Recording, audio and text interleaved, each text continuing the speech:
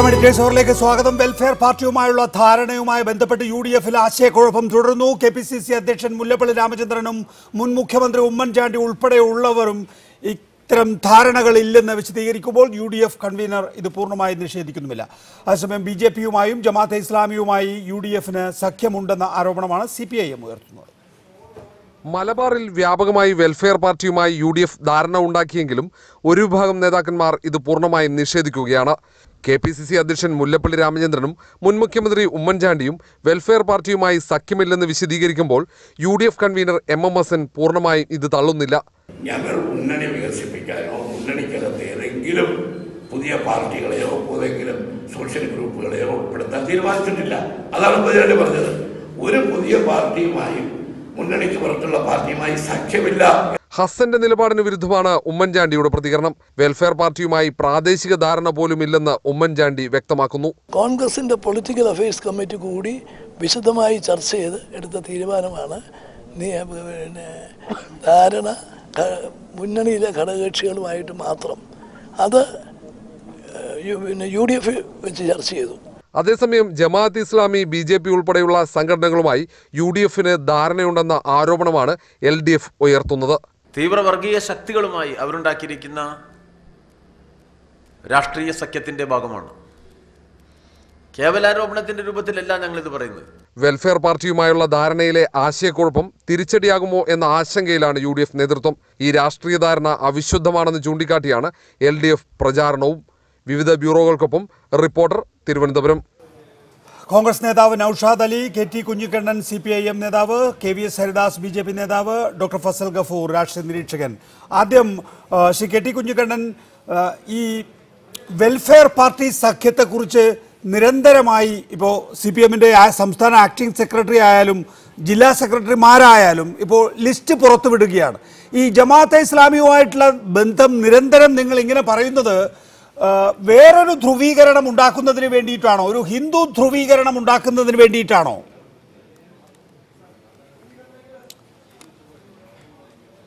ശരി, ശ്രീ നൌഷാദ് അലി, ഈ ജമാഅത്തെ ഇസ്ലാമി ബന്ധം വിശദീകരിക്കാൻ കഴിയാത്ത സ്ഥിതി, ഇതുകൊണ്ടാണ് വ്യത്യസ്ത സ്വരത്തിൽ കോൺഗ്രസ് നേതാക്കൾ സംസാരിക്കുന്നത് എന്നാണ് ഇന്ന് CPM-ന്റെ ആക്ടിംഗ് സെക്രട്ടറി പറയുന്നത്. ചിലർ ന്യായീകരിക്കുന്നു, ചില കേന്ദ്ര നേതാക്കൾ എതിരു പറയുന്നു. അടിസ്ഥാനപരമായി ജനങ്ങളെ പറ്റിക്കുകയാണത്രേ. വെൽഫെയർ പാർട്ടിയുമായുള്ള ധാരണയെ സംബന്ധിച്ച് KPCC പ്രസിഡന്റ് അർത്ഥശങ്കക്കിടയില്ലാത്ത വ്യക്തമാക്കിയ ഒരു സാഹചര്യത്തിൽ വീണ്ടും ഇത്തരത്തിലുള്ള ചില പ്രചാരവേലകൾ വലിയ തോതിലുള്ള ഒരു വർഗീയ ധ്രുവീകരണത്തിന് CPM കോപ്പുകൂട്ടുന്നതോ മറ്റ് യാതൊരു മാർഗവും ഈ തെരഞ്ഞെടുപ്പിൽ ഇല്ലാതിരിക്കെ എന്താണ് അക്കാര്യത്തില് KPCC പ്രസിഡന്റ് അർത്ഥശങ്കയ്ക്കിടയില്ലാത്ത വിധം വ്യക്തമാക്കിയ കാര്യം? വെൽഫെയർ പാർട്ടിയുമായിട്ട് UDF-ന് യാതൊരു വിധത്തിലുള്ള നീക്കുപോക്കുമില്ല എന്നാണോ? വെൽഫെയർ പാർട്ടിയുമായിട്ട് UDF-ന് യാതൊരു തരത്തിലുള്ള നീക്കുപോക്കുമില്ല എന്ന് മുല്ലപ്പള്ളി രാമചന്ദ്രൻ മലപ്പുറത്തും കോഴിക്കോടും പരസ്യമായിട്ട് പ്രഖ്യാപിച്ചതാണ്. ഇവിടെ എവിടെയാണ് കൺഫ്യൂഷൻ ഉള്ളത്? എവിടെയാണ് ആശയക്കുഴപ്പമുള്ളത്? ചിലപ്പോൾ CPM-മാർക്ക് മാത്രമായിരിക്കും. ഞാനൊരു കാര്യം സൂചിപ്പിക്കുകയാണ്.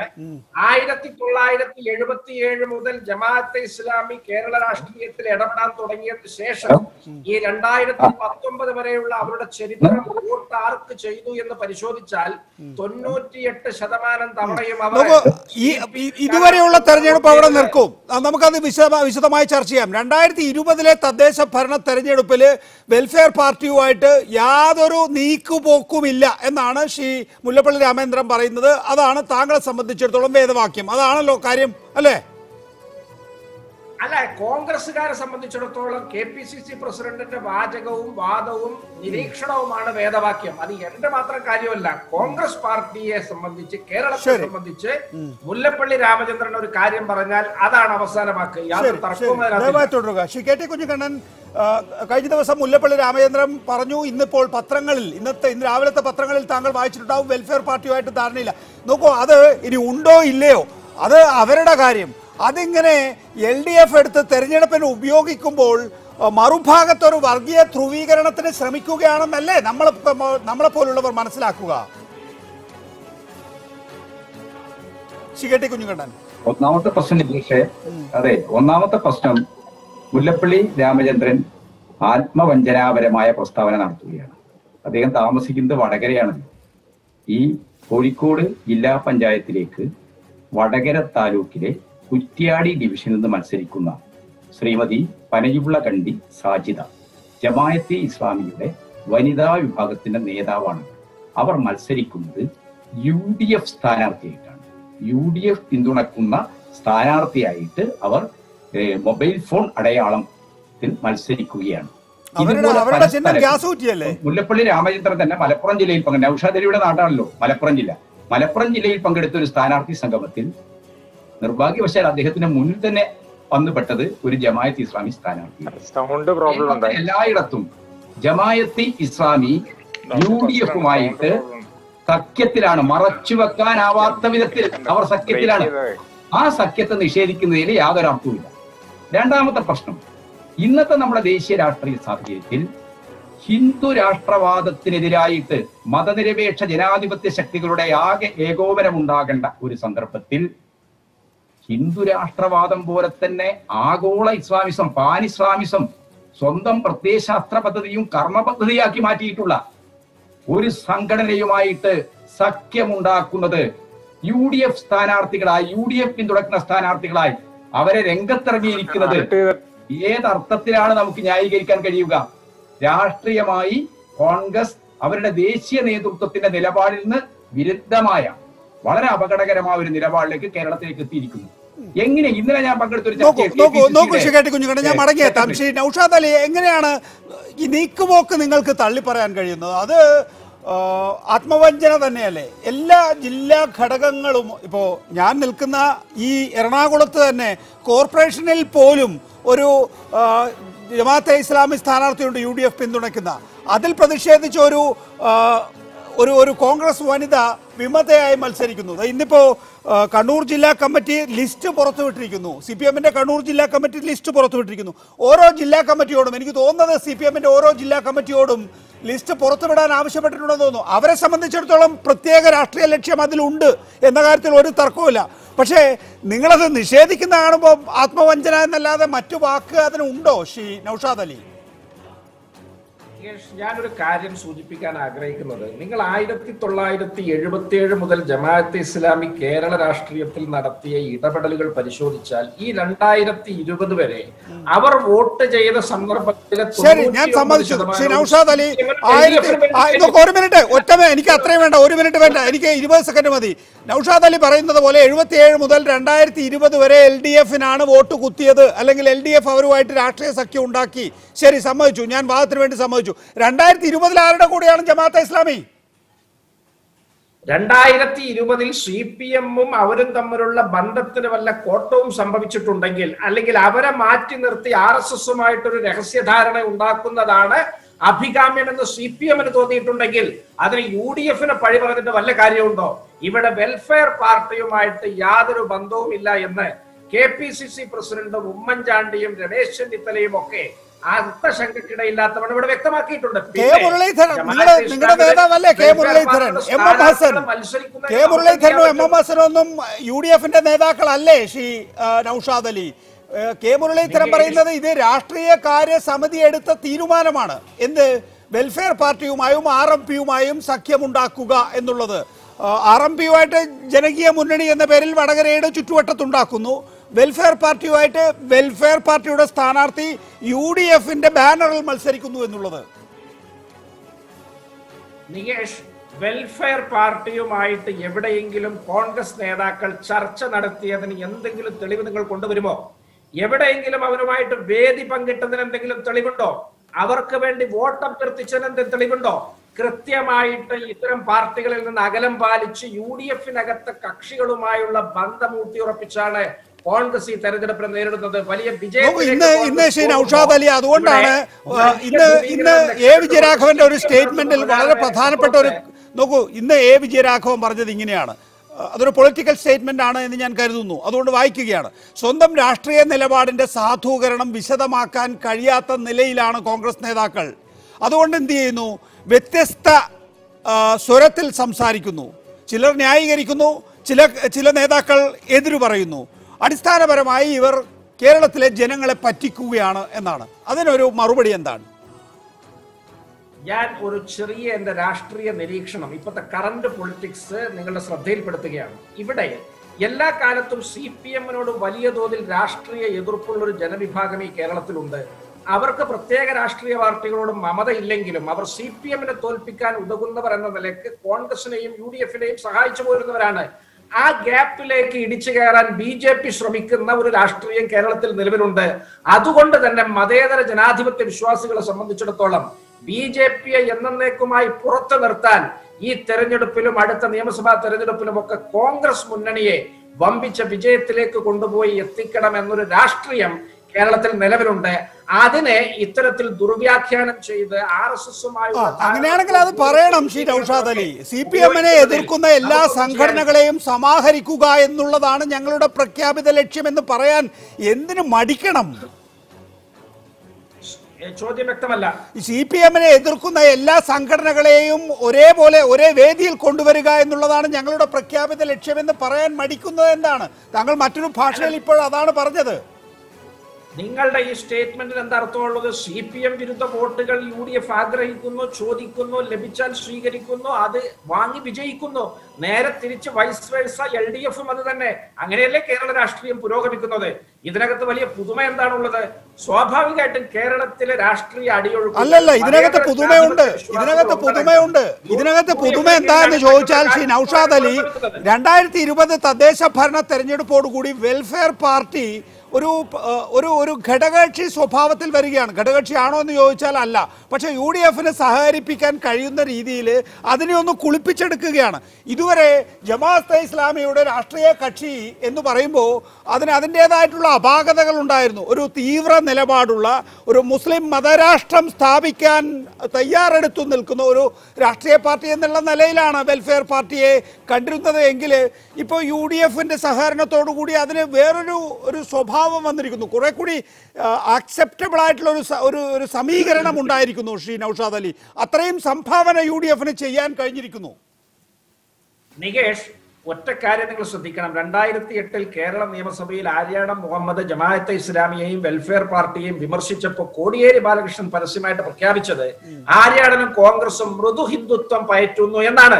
2006 വെൽഫെയർ പാർട്ടിയുടെയും ജമാഅത്തെ ഇസ്ലാമിയുടെയും ഉന്നത നേതാവായ ആരിഫ് അലി പരസ്യമായിട്ട് പ്രഖ്യാപിച്ചത് CPM മുന്നണിക്ക് വോട്ട് ചെയ്യുന്നത് ഒരു പുണ്യപ്രവൃത്തിയാണ്, ഇതൊരു കൂലി, നാളെ പ്രതിഫലം കിട്ടുന്ന ഒരു പ്രവൃത്തിയാണ് എന്നാണ് അദ്ദേഹം പറഞ്ഞത്.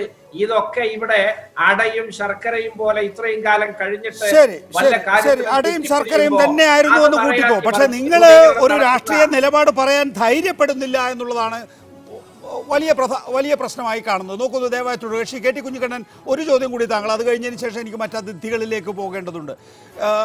ഇത് ആവർത്തിച്ച് പറയുന്നതിലൂടെ മറുഭാഗത്തൊരു ധ്രുവീകരണം എന്ന എൻ്റെ ചോദ്യത്തിന് താങ്കൾ ബുദ്ധിപരമായി ഒഴിഞ്ഞു മാറുകയാണ്. നികേഷേ, ഞാൻ ഒട്ടും ഒഴിഞ്ഞു മാറുന്നില്ല. കേരളത്തിലെ ന്യൂനപക്ഷ സമുദായത്തിലെ, മുസ്ലിം സമുദായത്തിലെ ഭൂരിപക്ഷ സമുദായ വിഭാഗങ്ങളും ജമായത്ത് ഇസ്ലാമിയുമായി UDF ഉണ്ടാക്കിയ സഖ്യത്തിനെതിരാണ്.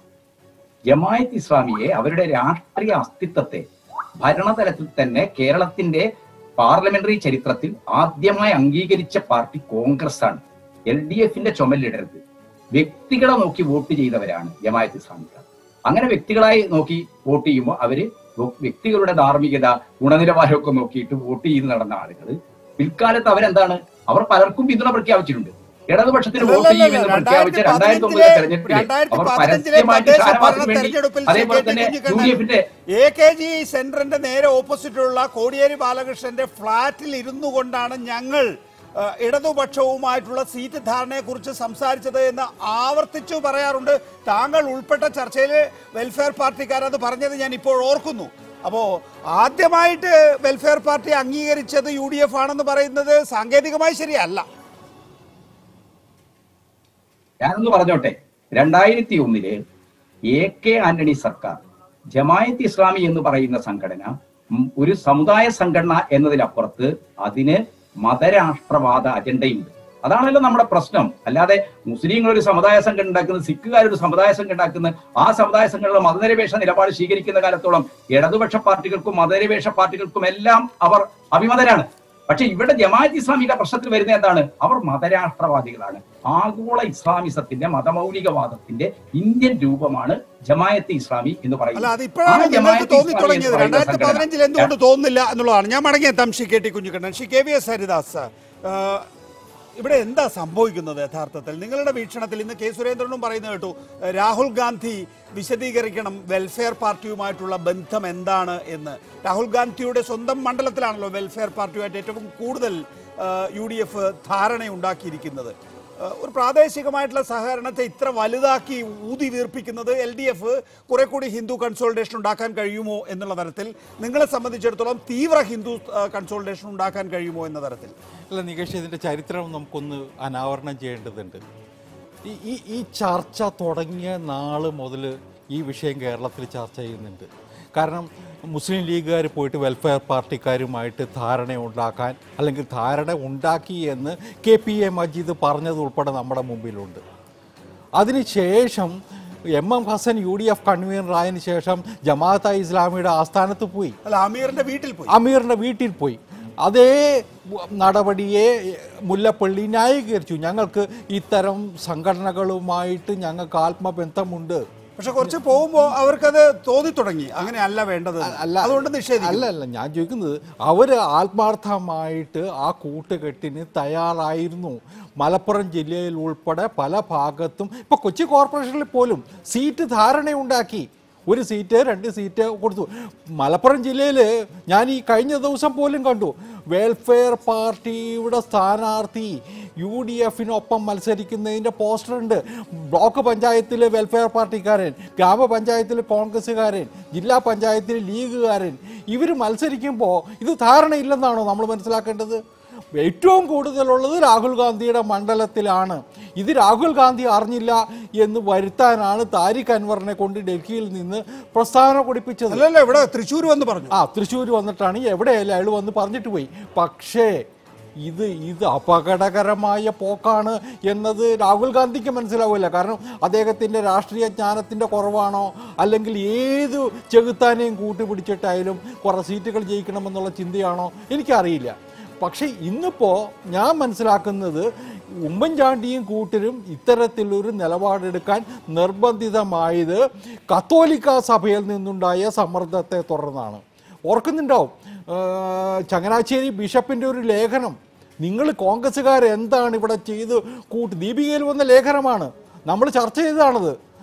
ആ ലേഖനത്തിൽ കോൺഗ്രസ്സുകാരെയാണ് അഡ്രസ് ചെയ്തിരുന്നത്. ഇത്തരം ജിഹാദി ഭീഷണി കൊണ്ടാണ് ഉമ്മൻചാണ്ടി മുതൽ മുല്ലപ്പള്ളി വരെ ഇതിനെ എതിർത്ത് ഇപ്പോൾ സംസാരിക്കുന്നത് എന്നാണോ പറയുന്നത്? എൻ്റെ വിശ്വാസം കത്തോലിക്ക സഭ വാണിംഗ് കൊടുത്തിട്ടുണ്ട് കേരളത്തിലെ കോൺഗ്രസ്സുകാർക്ക്. കാരണം അതിലൊരു കാരണമുണ്ട്.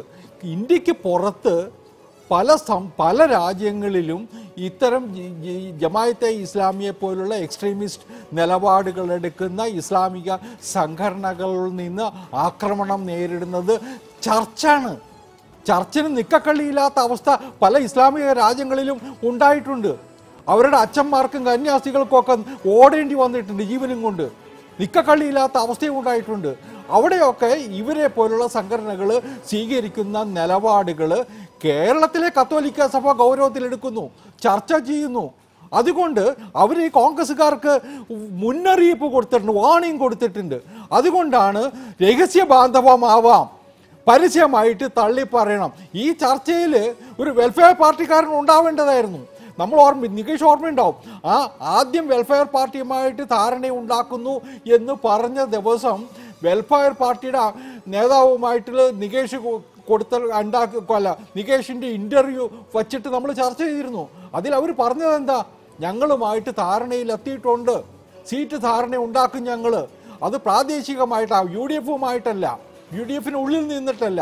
പക്ഷേ ഞങ്ങൾ ധാരണ ഉണ്ടാക്കും എന്ന് പറഞ്ഞില്ലേ ഹമീദ് വാണിയമ്പലം? അങ്ങനെ പറഞ്ഞു. ഹമീദ് വാണിയമ്പലം പറഞ്ഞു. കഴിഞ്ഞ ദിവസം മലപ്പുറം ജില്ലാ പ്രസിഡന്റും വെൽഫെയറിന്റെ മലപ്പുറം ജില്ലാ പ്രസിഡന്റും പറഞ്ഞു. ഇത് ഞാൻ പോസ്റ്റർ അടിച്ച്, ഞാൻ പറഞ്ഞതല്ല, പഞ്ചായത്തിൽ ജമാഅത്തെ ഇസ്ലാമിയുടെ സ്ഥാനാർത്ഥി, ബ്ലോക്കിലെ SDPയുടെ സ്ഥാനാർത്ഥി, ജില്ലാ പഞ്ചായത്തിലെ മുസ്ലിം ലീഗിന്റെ സ്ഥാനാർത്ഥി, ഇങ്ങനെ വന്നാൽ ഇവർ തമ്മിൽ ധാരണയില്ലെന്ന് കേരളത്തിലെ ജനങ്ങൾ വിലയിരുത്തണോ?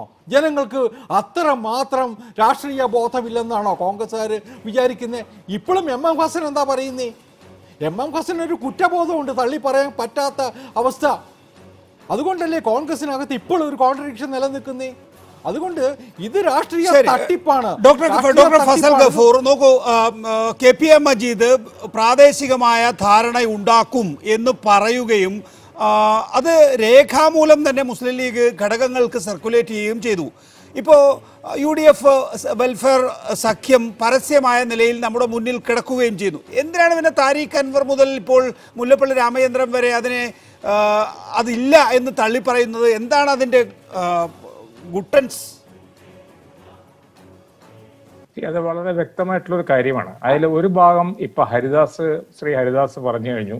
അദ്ദേഹം പറഞ്ഞതിനോട് ഞാൻ യോജിക്കുന്നുണ്ട്. കാരണം ഞാനും ഈ ക്രൈസ്തവ സഭയുടെ പല ഇടയലേഖനങ്ങളും അവരുടെ പത്രങ്ങളൊക്കെ വായിക്കുന്ന ഒരാളെന്നുള്ള നിലക്ക് ഈ അടുത്ത കാലത്തായിട്ട് മറ്റേ ക്രൈസ്തവ സഭകൾ ഒരു മുസ്ലിം വിരുദ്ധം എന്നല്ല, അങ്ങനെ ഞാൻ പറയൂല, എന്നാൽ കൂടി നമുക്കറിയാം ലവ് ജിഹാദിന്റെ പ്രശ്നം നമ്മുടെ പൗരത്വ ബില്ലിന്റെ ഇടയിൽ കൂടെ എടുത്തിട്ടു.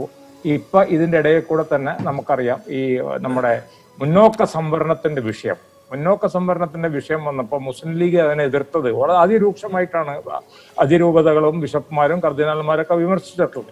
അതിന് പുറമെ അവർക്ക് ഇപ്പോൾ ഒരു നേട്ടം ഉണ്ടായിട്ടുണ്ട് LDF കാരണം. LDF 175ഓളം കോഴ്സുകൾ ഇപ്പൊ കൊടുത്തതിൽ, അല്ല 150-60 കോഴ്സ് കൊടുത്തതിൽ എല്ലാവരും കൂടുതലും കിട്ടിയിട്ടുള്ള, അത് കിട്ടാൻ പാടില്ല എന്നർത്ഥമല്ല കേട്ടോ. അതൊക്കെ വളരെ നല്ല കോളേജ്, A+ കിട്ടിയ കോളേജുകൾക്കാണ് കൊടുത്തിട്ടുള്ളത്. പിന്നെ ഇപ്പൊ എല്ലാത്തിനും പുറമെ ഇപ്പൊ നമ്മുടെ ജോസ് മോനും കൂടെ കൂടിയിട്ടുണ്ട്. അപ്പോ അതിന്റെ ഒരു പോളറൈസേഷൻ, കൗണ്ടർ പോളറൈസേഷൻ എന്നൊരു വാക്ക് നമുക്ക് ഉപയോഗിക്കാം. ഹരിദാസ് പറഞ്ഞ വാക്കുകളിൽ നിന്ന് അത് തീർച്ചയായിട്ടും ഉണ്ടായിട്ടുണ്ട്. പക്ഷെ അതിനപ്പുറത്തൊരു കാര്യം കൂടെ ഉണ്ട്. അപ്പുറത്തെ കാര്യം അങ്ങനെ പ്രതീക്ഷിക്കുന്നുണ്ടോ മലബാറിൽ? ഒരുപക്ഷെ ഡോക്ടർ ഫസൽ ഗഫൂർ, LDF അത് പ്രതീക്ഷിക്കുന്നുണ്ടോ? ഒരു കൗണ്ടർ പോളറൈസേഷൻ ഉണ്ടാകും എന്ന് വിചാരിച്ചിട്ടാണോ? ഇന്നിപ്പോ കൊല്ലത്ത് A. വിജയരാഘവന്റെ വാർത്താ സമ്മേളനം, ഞാൻ ആ വാർത്താ സമ്മേളനം പൂർണ്ണമായി കണ്ടപ്പോൾ ഏതാണ്ട് അദ്ദേഹത്തിന്റെ വാർത്താ സമ്മേളനത്തിന്റെ 60% ഈ വെൽഫെയർ സഖ്യമാണ്. ഇന്ന് കണ്ണൂർ ജില്ലാ സെക്രട്ടറി ശ്രീ MV ജയരാജൻ, അദ്ദേഹത്തിന്റെ വാർത്താ സമ്മേളനത്തിൽ ലിസ്റ്റുണ്ട്. കണ്ണൂരിൽ 22 ഇടങ്ങളിൽ UDF ജമാഅത്തെ സഖ്യമുണ്ട്, ചിലയിടങ്ങളിൽ SDPIയുമായും BJPയുമായി സഖ്യമുണ്ട്, 337 സീറ്റുകളിൽ BJP. ഇമാതിരി ഡീറ്റെയിൽസ് ആണ്. അതായത് ഒരു കൗണ്ടർ പോളറൈസേഷൻ ബോധപൂർവം CPIM ഉണ്ടാക്കാൻ ശ്രമിക്കുന്നുണ്ടോ? അങ്ങനെ ഉണ്ടാക്കാൻ ശ്രമിക്കുന്ന ഈ കാരണം യഥാർത്ഥത്തിൽ കൗണ്ടർ പോളറൈസേഷൻ ഉണ്ടാക്കാൻ കഴിയുന്ന കാരണമാണോ? കൗണ്ടർ പോളറൈസേഷൻ ഉണ്ടാക്കണോ എന്നുള്ളത് വേറെ വിഷയമാണ്. ഇത് കാരണം അവിടെ സഖ്യം ഉണ്ടാക്കാൻ പറഞ്ഞത് LDF അല്ല. പക്ഷെ ഞാൻ തിരിച്ചൊരു വാക്ക് പറയാം. ഏകദേശം ഒരു 6-8 കൊല്ലങ്ങൾക്ക് മുമ്പ് കോട്ടക്കൽ വെച്ച് മുസ്ലിം സംഘടനകളുടെ മീറ്റിംഗ് വിളിച്ചു മുസ്ലിം ലീഗ്. ആ മീറ്റിംഗ് വിളിച്ചത് ഞാനും പങ്കെടുത്ത ആളാണ്. ആ മീറ്റിംഗിൽ വിളിച്ചത് എന്തിനാന്ന് വെച്ചാൽ ജമാഅത്തെ ഇസ്ലാമിനെ ഒറ്റപ്പെടുത്തണമെന്ന് പറഞ്ഞിട്ടാണ് വിളിച്ചത്. അതൊരു തീവ്രവാദ സംഘടനയാണ് എന്ന് പറഞ്ഞിട്ടാണ് ഞങ്ങളൊക്കെ ആ പ്രമേയത്തിൽ ഞങ്ങളെല്ലാവരും ഒപ്പിട്ടിട്ടുണ്ട്. അപ്പൊ അത് LDF തീർച്ചയായിട്ടും രാഷ്ട്രീയമായിട്ട് അവർ മുതലെടുക്കാനായിട്ട് നോക്കും. അത് രാഷ്ട്രീയമല്ലേ, രാഷ്ട്രീയത്തിൽ അവർ ഇത് ഞാൻ പറഞ്ഞ ഒരു സീക്വൻസ് ഓഫ് ഇവന്റ്സ് ഇങ്ങനെ സംഭവിച്ചു പോയി എന്ന് ഞാൻ പറയുന്നത്. ഇപ്പൊ ഈ മുന്നോക്ക സംവരണ വിഷയം ഇപ്പൊ LDFന്റെ പ്രകടന പത്രികയിലുണ്ട്, കോൺഗ്രസിന്റെ പ്രകടന പത്രികയിലുണ്ട്. അതേസമയം ഈ മാധ്യമവും മീഡിയ വണ്ണും അടക്കമുള്ള എല്ലാ ആൾക്കാരും ഭയങ്കരമായിട്ട് എതിർക്കുന്നു, മുന്നോക്ക സംവരണത്തെ എതിർക്കുന്നു. മനസ്സിലല്ലേ? എതിർക്കുന്നുണ്ട് ഭയങ്കരമായിട്ട്. എന്റെ സംശയം ഇപ്പൊ Tariq Anwar ACC general secretary എന്നുള്ള നിലയിൽ കേരളത്തിലേക്ക് വന്നിട്ട് ഞങ്ങൾക്ക് വെൽഫെയറുമായി യാതൊരു സഖ്യവും ഇല്ല എന്ന് പറയുന്നു. അത് ഇപ്പൊ മുല്ലപ്പള്ളി രാമചന്ദ്രൻ അടക്കമുള്ളവർ ഏറ്റുപറയുന്നു. ഇങ്ങനെ സാധിക്കാത്ത ഒരു സഖ്യത്തിലേക്ക് കോൺഗ്രസിനെ എടുത്തു ചാടേണ്ടി വന്നത് ഈ ലീഗിന്റെ സമ്മർദ്ദം കൊണ്ടാണോ? ലീഗ് നേരത്തെ തീരുമാനിക്കുന്നു, അതിനെ അതിജീവിക്കാൻ കഴിയുന്നു. ഇപ്പോൾ രാഹുൽ ഗാന്ധിയെ സംബന്ധിച്ചിടത്തോളം അവിടെ ചൂട് തട്ടും. കാരണം രാഹുൽ ഗാന്ധിയുടെ കോൺസ്റ്റിറ്റ്യുവൻസിയിലാണല്ലോ ഈ മുസ്ലിം ലീഗിന് കുറെ കൂടി സ്വാധീനവും സാന്നിധ്യവും ഉള്ളത്. അവിടെ രാഹുൽ ഗാന്ധി ആ സ്ഥാനാർത്ഥിയായി മത്സരിക്കുന്ന സമയത്ത് തന്നെ നമുക്കറിയാവുന്നതുപോലെ അമേഠിയിൽ ഈ മുസ്ലിം ലീഗിന്റെ പച്ചക്കൊടി കാണിച്ച് പാകിസ്ഥാന്റെ കൊടി രാഹുൽ ഗാന്ധിയുടെ പ്രകടനത്തിൽ എന്ന നിലയിൽ ഉത്തരേന്ത്യയിൽ പ്രചരണം നടത്തിയിരുന്നല്ലോ. അപ്പോൾ ഇതാ ജമാഅത്തെ ഇസ്ലാമി എന്ന മതരാഷ്ട്രവാദികൾ രാഹുൽ ഗാന്ധിയുടെ സ്വന്തം മണ്ഡലത്തിൽ രാഹുൽ ഗാന്ധിയെ പിന്തുണയ്ക്കുന്ന പാർട്ടിയായി മാറിയിരിക്കുന്നു എന്ന നിലയിലൊരു പ്രചരണം വരും എന്നുള്ളത് കോൺഗ്രസിനെ ആശങ്കപ്പെടുത്തുന്നുണ്ടോ? അതുകൊണ്ടാണോ ആദ്യം കുറച്ച് തുറന്നൊക്കെ പറയാൻ ശ്രമിച്ചിരുന്നത് ഇപ്പോൾ പൂർണ്ണമായും അടച്ചു വെച്ചത്?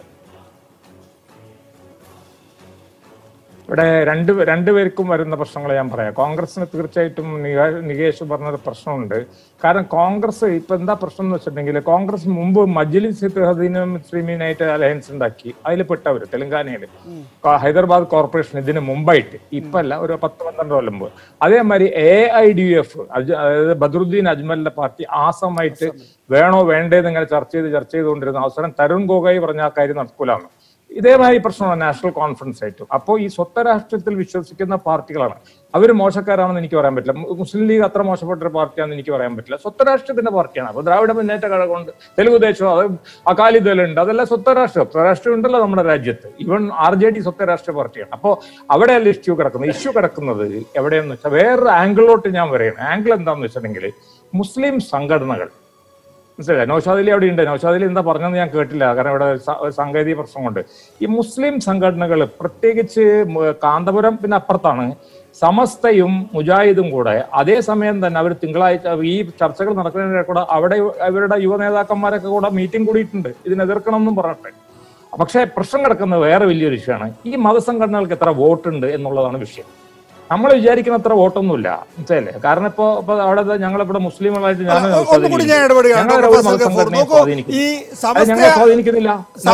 സമസ്തയായാലും മുജാഹിദായാലും ഈ ജമാഅത്തെ ഇസ്ലാമിയുടെ സഹകരണത്തോട് എതിർപ്പുള്ളവരാണ് എന്ന് നമുക്കറിയാം. ഞാൻ ജിഫ്രി തങ്ങളുമായിട്ടൊരു ക്ലോസ് എൻകൗണ്ടർ പരിപാടി നടത്തിയിരുന്നു. അദ്ദേഹം പറഞ്ഞു ജമാഅത്തെ ഇസ്ലാമിയായിട്ട് ഞങ്ങൾക്ക് യോജിക്കാൻ കഴിയില്ല. അതെ, ഞങ്ങൾക്ക് യോജിക്കാൻ കഴിയില്ല എന്നുള്ളതാണ്. ഇന്ന് വളരെ പ്രധാനപ്പെട്ട ദിവസമാണ്. ഇന്ന് ജിഫ്രി തങ്ങൾ ഒരു സ്റ്റേറ്റ്മെന്റ് കൊടുത്തു. എന്താണെന്നറിയാമോ? ചന്ദ്രിക ദിനപത്രത്തിൽ ഇന്നലെ ജിഫ്രി തങ്ങളുടേതായ ഒരു സ്റ്റേറ്റ്മെന്റ് വന്നു. മുസ്ലിം ലീഗ് വിമതരെ തോൽപ്പിക്കണം എന്ന് ജിഫ്രി തങ്ങൾ പറഞ്ഞു. ഇത് തങ്ങൾമാരുടെ പാർട്ടിയാണ്. അതായത് ഹൈദരലി തങ്ങൾ കുടുംബത്തിന്റെ പാർട്ടിയാണ് മുസ്ലിം ലീഗ്. ആ തങ്ങൾ കുടുംബം അംഗീകരിക്കാത്ത മുസ്ലിം ലീഗിന്റെ വിമതരെ തോൽപ്പിക്കണം. ഇന്ന് ജിഫ്രി തങ്ങൾ ഒരു പ്രസ്താവന കൊടുത്തു കളഞ്ഞു. എന്താ പ്രസ്താവന പറയുന്നത്? ഞാൻ അങ്ങനെ പറഞ്ഞിട്ടില്ല, ചന്ദ്രിക ഇമാതിരി പണിയെടുക്കുമെന്ന് ഞാൻ വിചാരിച്ചിട്ടില്ല. രഹസ്യ സംഭാഷണത്തിൽ പറഞ്ഞ കാര്യങ്ങളെല്ലാം വാർത്തയാക്കുന്നത് മാന്യതയല്ല എന്ന്. മുസ്ലിം ലീഗും സമസ്തയോ അല്ലെങ്കിൽ മുസ്ലിം ലീഗും ഈ പറയുന്ന മുജാഹിദും ഒക്കെ ആയിട്ട് പൂർണ്ണമായും ഒരു എന്താ പറയുക, ഒരു നല്ല രീതിയിൽ അകൽച്ച ഉണ്ടായി തുടങ്ങിയിട്ടുണ്ടോ ഡോക്ടർ ഗഫൂർ? അല്ല, അങ്ങനെ അകൽച്ച ഉണ്ടായിന്ന് പറയാൻ പറ്റില്ല. കാരണം ഞാൻ നികേഷിന്റെ ഇന്റർവ്യൂ കണ്ടാണ്. ജിഫിർ തങ്ങൾ നല്ല ബുദ്ധിയുള്ള ആളാണ്. നികേഷിന്റെ ചോദ്യത്തിന് ഒരു വളച്ചു കെട്ടിയിട്ടുള്ള ഒരു ഉത്തരവ് പറഞ്ഞു, മനസ്സിലല്ലേ? അത് ആ ഒരു പാർട്ടിയാണ്, അത് ജമാഅത്തെ വെൽഫെയർ പാർട്ടിയാണ്. അങ്ങനെ അത് ഒഴിഞ്ഞുകൊണ്ടുള്ള ഒരു ഉത്തരവാണ്, ഡയറക്റ്റ് ഉത്തരവൊന്നും പറഞ്ഞിട്ടില്ല. പക്ഷേ മറ്റുള്ള സമസ്തയുടെ ഒരുപാട് നേതാക്കന്മാർ അതിശക്തമായിട്ടും, മാത്രമല്ല മുജാഹിദ് നേതാവായിട്ടുള്ള നമ്മുടെ മജീദ് സ്വലാഹി, മനസ്സിലല്ലേ, അദ്ദേഹമൊക്കെ വളരെ ശക്തമായ ഭാഷയിലാണ്, എനിക്ക് തോന്നുന്നു നാസർ ഫൈസി കൊടുത്തായിട്ടുണ്ടാണ് സമസ്തയുടെ. ആരൊക്കെ ഉണ്ടായിരുന്നുള്ള എനിക്കറിഞ്ഞൂടാ. അവരെല്ലാവരും കൂടെ കൂടിയ ചർച്ചകളിലൊക്കെ ഞാൻ കുറെയൊക്കെ കേട്ടതാണ്. അവരെല്ലാവരും അതിശക്തമായിട്ട് എതിർത്തതാണ്. പക്ഷേ ഇങ്ങനെ എതിർപ്പുണ്ടെങ്കിൽ കൂടി ഇവരുടെയൊക്കെ മുകളിൽ വലിയൊരു സ്വാധീനം മുസ്ലിം ലീഗിനുണ്ട്. അതൊരു വേറെ വിഷയമാണ്. ഇത് എന്തൊക്കെ ഇപ്പൊ നമ്മൾ പറഞ്ഞാലും ഈ പോഷക സംഘടന എന്ന് പറഞ്ഞാൽ മുസ്ലിം ലീഗ് ഇവരുടെ പോഷക സംഘടനയൊന്നുമല്ല. ഇവര് വേണിച്ചാൽ മുസ്ലിം ലീഗിന്റെ പോഷക സംഘടനയാണ് നമുക്ക് വേണിച്ചാൽ ഉൾട്ട വേണിച്ചാൽ പറയാന്ന് മാത്രമേ ഞാൻ പറയുന്നുള്ളൂ. അത് ഒരു കാര്യം പറയാ, ഈ മുസ്ലിം ലീഗിന് ഈ സംഘടനകളുടെ മുകളിൽ കുറേയേറെ സ്വാധീനമുണ്ട്. കാന്തപുരത്തിന്റെ മുകളിൽ, ഞങ്ങളുടെ മുകളിൽ ഒന്നും വലിയ ഡയറക്റ്റ്. ഒരു മിനിറ്റ്, ഈ ജമാഅത്തെ ഇസ്ലാമി യഥാർത്ഥത്തിൽ ഇങ്ങനെ നടന്നു കയറി വന്നതൊന്നുമല്ല. കൃത്യമായ ആസൂത്രണത്തോടു കൂടിയാണ് UDF പ്രവേശിച്ചത് എന്നറിയാൻ നമ്മൾ പാഴൂർപ്പടി വഴിയൊന്നും പോകണ്ടല്ലോ ഷീ ഗഫൂർ. നമ്മളെ സംബന്ധിച്ചിടത്തോളം ജമാഅത്തെ ഇസ്ലാമിയുടെ ദീർഘകാലമായ രാഷ്ട്രീയം നമുക്ക് അറിയാവുന്നതാണ്. അവർ കൃത്യമായ ഒരു മാധ്യമ സ്ഥാപനം തുടങ്ങുന്നു, മാധ്യമം എന്ന. തുടർന്ന് അതിൻ്റെ അവാന്തര വിഭാഗങ്ങൾ ഉണ്ടാകുന്നു, ടെലിവിഷനും ഓൺലൈനുമായിട്ടുള്ള അവാന്തര വിഭാഗങ്ങൾ ഉണ്ടാകുന്നു. പിന്നെ അവരെടുക്കുന്ന വിഷയങ്ങൾ, പ്രത്യേകിച്ച് ഈ ന്യൂനപക്ഷ സംവരണവുമായി ബന്ധപ്പെട്ട വിഷയങ്ങൾ എടുക്കുന്നു. അങ്ങനെ പൊതുവേദി ഉണ്ടാക്കുന്നു. കൃത്യമായി ഞങ്ങളെ അവഗണിക്കാൻ കഴിയില്ല എന്നുള്ള നിലയിലേക്ക് ശക്തി വ്യാപിപ്പിച്ചതിന് ശേഷം UDF അങ്ങോട്ടേക്ക് കൊണ്ടുവരികയല്ലേ. അതല്ലാതെ മുസ്ലിം ലീഗിനൊരാവശ്യമുണ്ട്, അല്ലെങ്കിൽ ഒരു 5-10 വാർഡുകളിൽ ഒരാവശ്യമുണ്ട്, അതിന് ജമാഅത്തെ ഇസ്ലാമിയെ കൊണ്ടുവന്ന് കളയാം എന്ന് വിചാരിച്ചിട്ടല്ലല്ലോ. ജമാഅത്തെ ഇസ്ലാമിയുടെ ആ ഒരു കൃത്യതയാർന്ന രാഷ്ട്രീയ നീക്കത്തിൻ്റെ റിസൾട്ട് അല്ലേ യഥാർത്ഥത്തിൽ തദ്ദേശ ഭരണ തെരഞ്ഞെടുപ്പ് 2020? അതെ, ഒരു തർക്കവും വേണ്ടല്ലോ. ഞാൻ വേറെ കാര്യം കൂടെ പറഞ്ഞുതരാം. ഏറ്റവും ബുദ്ധിപരമായിട്ട് പ്രവർത്തിക്കുന്ന സംഘടന മുസ്ലിം സമുദായത്തിൽ മാധ്യമം, പത്രമായാലും മീഡിയ വണ്ണമായാലൊക്കെ ജമാഅത്തുകാരാണ്. അവരെ പഠിക്കുള്ളൂ. പിന്നെ ഞങ്ങളുടെ മാതിരി കുറച്ച് ആൾക്കാരൊക്കെ പഠിക്കും. ബാക്കിയുള്ളത് അങ്ങനെ കാര്യങ്ങളൊന്നും പഠിക്കുന്നില്ല. സംവരണമായാലും വേണ്ടില്ല, ന്യൂനപക്ഷ പദവിയുടെ കാര്യമായാലും വേണ്ടില്ല, കാശ്മീർ വിഷയമായാലും അതൊക്കെ ഇവര് നല്ലോണം പഠിക്കുന്നുണ്ട്. എനിക്ക് 1 മിനിറ്റ് എനിക്ക് തരണം. പക്ഷെ സൈദ്ധാന്തികമായിട്ട് വലിയൊരു പ്രശ്നം വരുന്നുണ്ട്. എന്താ അറിയോ? പാകിസ്ഥാൻ ഉണ്ടാക്കിയിട്ട് ജിന്ന പോയപ്പോ മൗലാന മൗദൂദി, ജമാഅത്തെ ഇസ്ലാമിന്റെ പിതാവ്, അദ്ദേഹം പോയിട്ട് ജിന്നയെ കണ്ടിട്ട് പറഞ്ഞു, നമുക്കൊരു ഇസ്ലാമിക രാഷ്ട്രമാണല്ലോ നമ്മൾ ഉണ്ടാക്കിയിരിക്കുന്നത്, അതാണല്ലോ നമ്മുടെ ഉദ്ദേശം എന്ന് പറഞ്ഞപ്പോൾ ജിന്ന പറഞ്ഞ് ഇല്ല, അതല്ല നമ്മുടെ ഉദ്ദേശം ഒരു സെക്കുലർ മുസ്ലിം രാഷ്ട്രമാണ് എന്ന് പറഞ്ഞ് അങ്ങനെ കുറെ കാലഘട്ടത്തിൽ ജമാഅത്തുകാർ അനവധികരായിരുന്നു അവിടെ. അതേമാതിരി തന്നെ നിങ്ങൾക്കറിയാം ബംഗ്ലാദേശിൽ അവർക്ക് എന്താ സംഭവിച്ചതെന്നുള്ളത്. അവിടെ അവർ ഇസ്ലാമിക രാഷ്ട്രം എന്ന് പറഞ്ഞപ്പോ ഷെയ്ഖ് മുജീബുർ റഹ്മാൻ, അവർ ഇസ്ലാമിക രാഷ്ട്രമല്ല, അവർ പാകിസ്ഥാൻ അനുകൂലമായിരുന്നു. ഷെയ്ഖ് മുജീബുർ റഹ്മാൻ ഇവരിലെല്ലാവരും പിടിച്ച് ഒതുക്കാൻ തുടങ്ങി. അപ്പൊ പിന്നീട് മറ്റേ സിയാവുർ റഹ്മാന്റെ ആൾക്കാർ അദ്ദേഹത്തെ വെടിവെച്ചതിൽ മറ്റുള്ളതിലൊക്കെ പങ്കെടുത്തതിൽ ജമാഅത്തുകാർക്ക് പങ്കുണ്ട്, അതായത് മറ്റേ പാകിസ്ഥാൻ അനുകൂലിച്ചാൽ വെടിവെച്ചതല്ല പങ്കുണ്ട് എന്ന് പറഞ്ഞുകൊണ്ട് ഞാൻ പെട്ടെന്ന് പറഞ്ഞുകൊണ്ട് തെറ്റിപ്പോയി ചിലപ്പോ എന്ന് പറഞ്ഞുകൊണ്ട് അവരിൽ ഒരുപാട് പേരെ തൂക്കിക്കൊന്നില്ലേ? എത്ര പേരെ തൂക്കിക്കൊന്നു? ജമാഅത്തെ ഇസ്ലാമിയുടെ അമീറിനെ അടക്കം തൂക്കിക്കൊന്ന്. അപ്പൊ അല്ലെ പറഞ്ഞു വരുന്നത്, അപ്പൊ എത്രത്തോളം മുസ്ലിം സംഘടനകളുമായിട്ട് ചേർന്നുകൊണ്ട് പോകാൻ പറ്റും എന്നുള്ള വിഷയമാണ്. പക്ഷേ ഞാൻ വീണ്ടും ഒരു കാര്യം പറയണേ, പരിക്ക് പറ്റാൻ പോണ കോൺഗ്രസിനാണ്, മുസ്ലിം ലീഗിന് കാര്യമായിട്ട് പരിക്ക് പറ്റൂല. എന്താ കാര്യം എന്ന് വെച്ചിട്ടുണ്ടെങ്കിൽ മുസ്ലിം ലീഗിന് അത്രയും ഭൂരിപക്ഷം ഉണ്ട് എല്ലാ സ്ഥലങ്ങളും. ഇവിടെ മുസ്ലിം ലീഗിനെ ഒരു വർഗീയ സ്വഭാവമുള്ള പാർട്ടിയായി കാണാൻ ഈ അടുത്ത കാലത്ത് CPM-ഉം LDF-ഉം തന്നെ വിസമ്മതിച്ചിരുന്നു. പക്ഷേ മുസ്ലിം ലീഗ് സമീപകാലത്ത് എടുക്കുന്ന സമീപനങ്ങളെല്ലാം തന്നെയും അവരെ ഒരു വർഗീയ പാർട്ടി എന്നുള്ള നിലയിൽ എന്തായാലും LDF-ന് ചിത്രീകരിക്കാൻ ഉപകരിക്കുന്ന വിധത്തിലുള്ള നയങ്ങളാണ് അവരിൽ നിന്ന്. ഇപ്പോൾ ഹാഗിയ സോഫിയ വിഷയത്തിൽ എന്താ ജമാഅത്തെ ഇസ്ലാമിയുടെ നിലപാടെന്നറിയാം. അത് തന്നെ അതും തങ്ങൾ കുടുംബത്തിൽ നിന്നുള്ള ഒരു മുസ്ലിം ലീഗുകാരനെ എടുത്തപ്പോൾ യഥാർത്ഥത്തിൽ ഒരു വിസ്മയമില്ലേ? അല്ലാതെ ഹാജിയ സോഫിയ വിഷയത്തില്, കാരണം അത് ചരിത്രപരമായിട്ടുള്ള ഒരു കാര്യമാണ്. നിങ്ങൾ പലർക്കും തെറ്റായ ധാരണയുണ്ട്, അത് ക്രിസ്ത്യൻ പള്ളിയായിരുന്നു. ശരിയല്ല. അതിനു മുമ്പ് ഒരു ഗ്രീക്ക് ദേവതകളുടെ ക്ഷേത്രമായിരുന്നു. അവിടെ നിന്ന് ക്രൈസ്തവ സഭ ഏറ്റെടുക്കുകയും പിന്നീട് കുറെ കാലം അത് ക്രൈസ്തവ സഭയുടെ കയ്യിലിരിക്കുകയും. അപ്പൊ ആ ചരിത്രത്തിലോട്ട് ഞാൻ പോകുന്നില്ല. പക്ഷെ ഹാജിയ സോഫിയ നമുക്ക് അനുകൂലിച്ച് സംസാരിക്കാൻ വല്ലാതെ പറ്റൂല. കാരണം അങ്ങനെയാണെങ്കിൽ നമ്മൾ രാമജന്മഭൂമിയുടെ കാര്യത്തിൽ നമ്മൾ പറയണം, അവർ പറഞ്ഞത് ശരിയാണെന്ന്, ഹരിദാസ് പറയണതാണ് ശരിയാണെന്ന് നമ്മൾ അംഗീകരിച്ചുകൊണ്ടിരിക്കും. അതൊരു വേറെ വിഷയമാണ്. പക്ഷേ നിങ്ങൾ പറഞ്ഞൊരു കാര്യമുണ്ട്, ഈ മുസ്ലിം ലീഗിനെ സംബന്ധിച്ചുള്ള അന്തർദേശീയ ഇസ്ലാമോ ഇസ്ലാമിക രാഷ്ട്രമോ അങ്ങനത്തെ ഒരു കാഴ്ചപ്പാടൊന്നും മുസ്ലിം ലീഗിനില്ല. മുസ്ലിം ലീഗ് കൂടുതലും സാത്വികമല്ല. നിങ്ങൾ വർഗീയ കക്ഷി എന്ന് പറഞ്ഞാൽ ഞാനത് അംഗീകരിക്കാൻ തയ്യാറില്ല. അവരൊരു സപ്ത രാഷ്ട്രീയ പാർട്ടിയാണ്. ഞാൻ പറഞ്ഞല്ലോ, RJD കാസ്റ്റിസ്റ്റ് പാർട്ടിയാണ് നമുക്ക് പറയാം. ജാതി അല്ല, അകാലിദളിനെ സംബന്ധിച്ചിടത്തോളം ഇന്ദിരാഗാന്ധിയെ വെടിവെച്ചു കൊന്ന ആൾക്കാരെ മറ്റേ സുവർ ക്ഷേത്രത്തിൽ കൂട്ടിക്കൊണ്ടുവന്ന് ഇത് പൊന്നാട നയിച്ച ആൾക്കാരാ. അപ്പൊ അതൊക്കെ ഈ സ്വത്ത രാഷ്ട്രീയ പാർട്ടികളുടെ ഇടയിൽ. അതുകൊണ്ട് അങ്ങനെ നമുക്ക് പറയാൻ പറ്റില്ല. പക്ഷെ ജമാഅത്തായിട്ടുള്ള കൂട്ടുകെട്ട് അവരെ സംബന്ധിച്ചുള്ള ഒരു അനിശ്ചിതാവസ്ഥയുണ്ട് സുന്നി മുജാഹിദിനെ സംബന്ധിച്ചിടത്തോളം. ഈ ഒരു അനിശ്ചിതാവസ്ഥ ശ്രീ നൗഷാദ് അലി, അത് വിശദീകരിക്കാനാകുന്നില്ല. അതുകൊണ്ടാണ് നിങ്ങൾ വ്യത്യസ്ത സ്വരത്തിൽ സംസാരിക്കുന്നത്. ഈ വ്യത്യസ്ത സ്വരത്തിൽ സംസാരിക്കുന്നത് ആളുകളെ പറ്റിക്കാനാണ്. ഇതാണ് CPM-ന്റെ വിശദീകരണം. ഓരോ ജില്ലാ സെക്രട്ടറിയും അവരുടെ ജില്ലയിലെ ജമാഅത്തെ ഇസ്ലാമി UDF ബന്ധത്തിന്റെ ലിസ്റ്റ് പുറത്തുവിടുകയാണ്.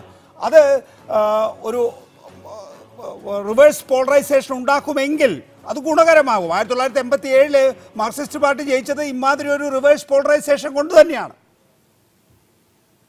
നികേഷ്, എനിക്ക് ഒരു മിനിറ്റ് സമയം തരണം. എനിക്ക് നിങ്ങളോടൊരു ജനാധിപത്യപരമായ ഒരു വിയോജിപ്പ് രേഖപ്പെടുത്താനുണ്ട്. കാരണം നിങ്ങൾ ഈ റെലവന്റ് ആയ മുഴുവൻ ഇഷ്യൂവിനെയും മാറ്റി നിർത്തിക്കൊണ്ട് CPM-ന് എന്തെങ്കിലും ഒരു പിടിവള്ളിയാവാൻ ഇടയുള്ള ഒരു വിഷയത്തെ ചർച്ചയാക്കി അതുമായി ബന്ധപ്പെട്ട് ധ്രുവീകരണം ഉണ്ടാക്കാൻ ഹാഗിയ സോഫിയ പോലെയുള്ള അപ്രസക്തമായ കാര്യങ്ങൾ അവരെ വലിച്ചെടുക്കും. അന്താരാഷ്ട്ര വിഷയം അപ്രസക്തമായ വിഷയമാണോ? ഹാഗിയ സോഫിയ എങ്ങനെയാണ് അപ്രസക്തമാകുന്നത്? ഹാഗിയ സോഫിയ വിഷയത്തിൽ നിലപാട് സ്വീകരിച്ചിട്ടൊന്നുമല്ല കേരളത്തിലെ വോട്ടർമാർ ഈ 14-ാം തീയതിയും 10-ാം തീയതി 8-ാം തീയതി ഒക്കെ പോളിംഗ് ബൂത്തിലേക്ക്. എങ്കിലും അവർ കേട്ടോട്ടെ, ഹാഗിയ സോഫിയ വിഷയത്തിൽ എന്താണ് ജമാഅത്തെ ഇസ്ലാമിയുടെ നിലപാട്, എന്താണ് മുസ്ലിം ലീഗിന്റെ നിലപാടെന്ന് ജനം കേട്ടോട്ടെ. അവർ ആ ഒരു വിഷയത്തിലായിരിക്കില്ല വോട്ട് ചെയ്യുന്നത്. കേൾക്കട്ടെ അതിന്റെ കൂട്ടത്തില്.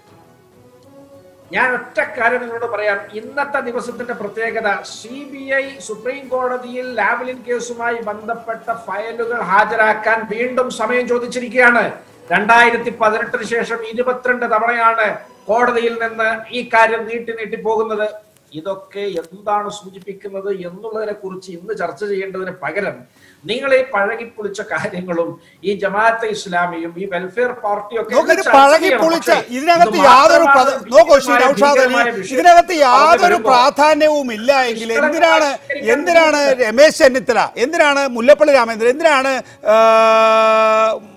ഉമ്മൻചാണ്ടി ഇങ്ങനെ നിരന്തരമായി ഇതേ വിഷയത്തിൽ തന്നെ പ്രതികരിച്ചുകൊണ്ടിരിക്കുന്നത്? സഖ്യമുണ്ട് എന്ന് നമുക്കറിയാം, നീക്കുപോക്കുണ്ട് എന്ന് നമുക്കറിയാം. നോക്കൂ, ഒരു ടെലിവിഷൻ ചാനലിൽ ഇരുന്ന ഒരു ആങ്കർ എന്നുള്ള നിലയിൽ ഞാൻ പരസ്യമായി പറയല്ലേ, നിങ്ങളും ജമാഅത്തെ ഇസ്ലാമിയും തമ്മിൽ ഈ കേരളത്തിൽ നീക്കുപോക്കുണ്ട്, സീറ്റ് അഡ്ജസ്റ്റ്മെന്റ് ഉണ്ട്, പക്ഷെ നിങ്ങൾ അത് പറയാൻ മടിക്കുകയാണ് എന്നാണ്. അത് എന്തുകൊണ്ടാണ് ഷീ നൗഷാദ് അലി? പറയും, അതിന്റെ ന്യായം പറയും.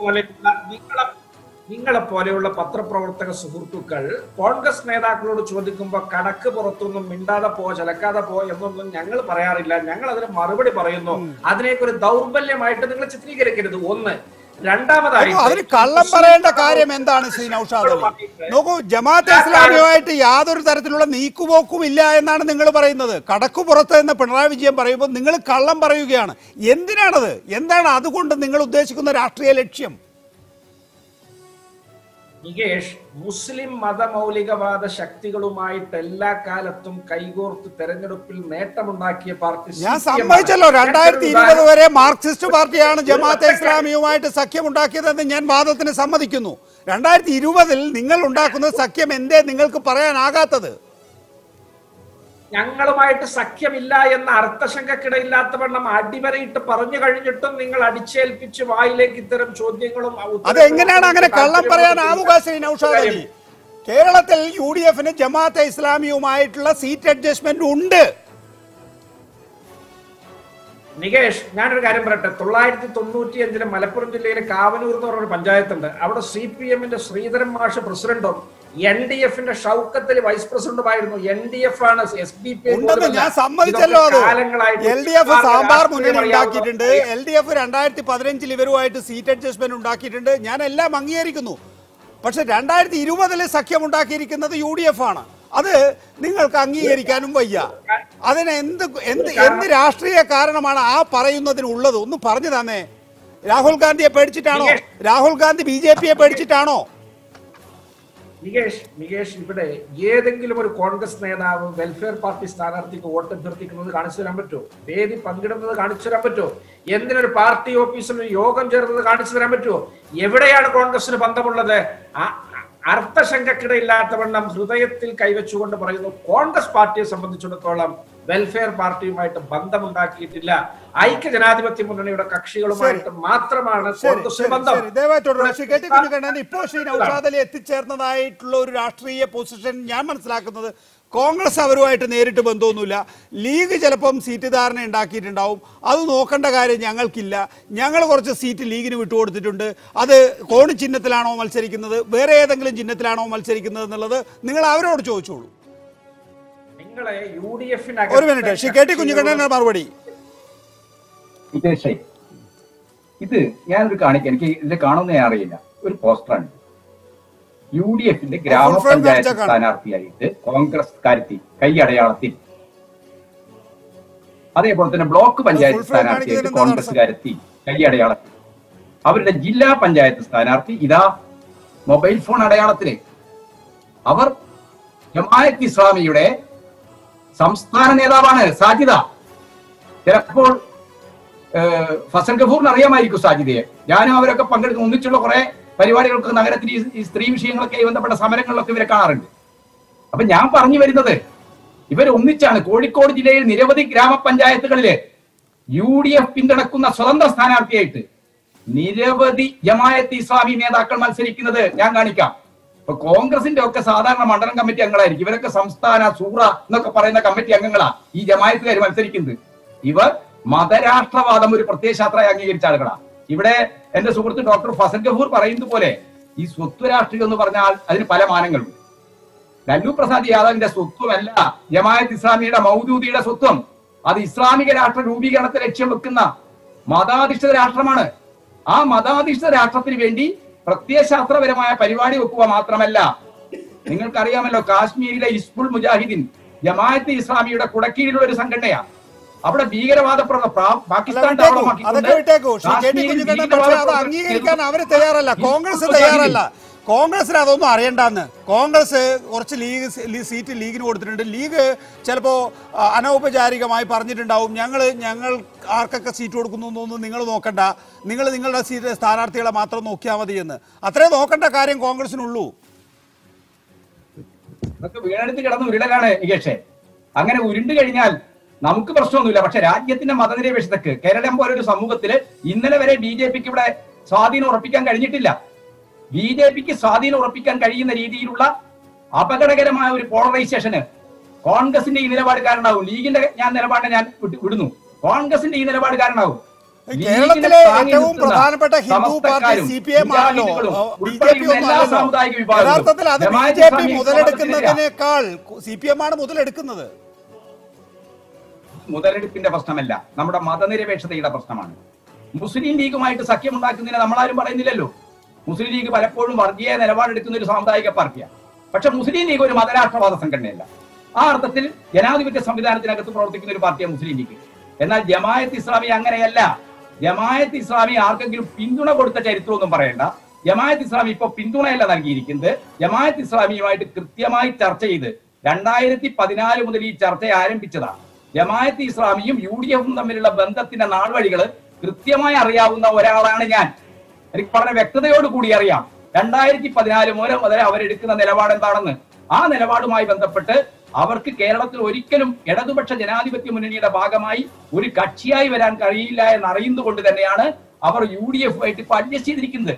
അപ്പൊ UDF ആയിട്ട് അവർ അഡ്ജസ്റ്റ് ചെയ്തു എന്ന് പറയുമ്പോൾ ജമാഅത്ത് ഇസ്ലാമി എപ്പോഴും ഇരട്ടനാക്കുകൊണ്ട് സംസാരിക്കുന്നവരാണ്. അവർ ഭയങ്കര സാമ്രാജ്യത്വത്തെ കുറിച്ച് സംസാരിക്കും. എന്നാൽ തുർക്കിയിലെ എർദോഗനെ പിന്തുണയ്ക്കുകയും ചെയ്യും. എർദോഗൻ ട്രംപിന്റെ ഈ നാറ്റോ സൈന്യത്തിന് താവളം കൊടുത്താണ്.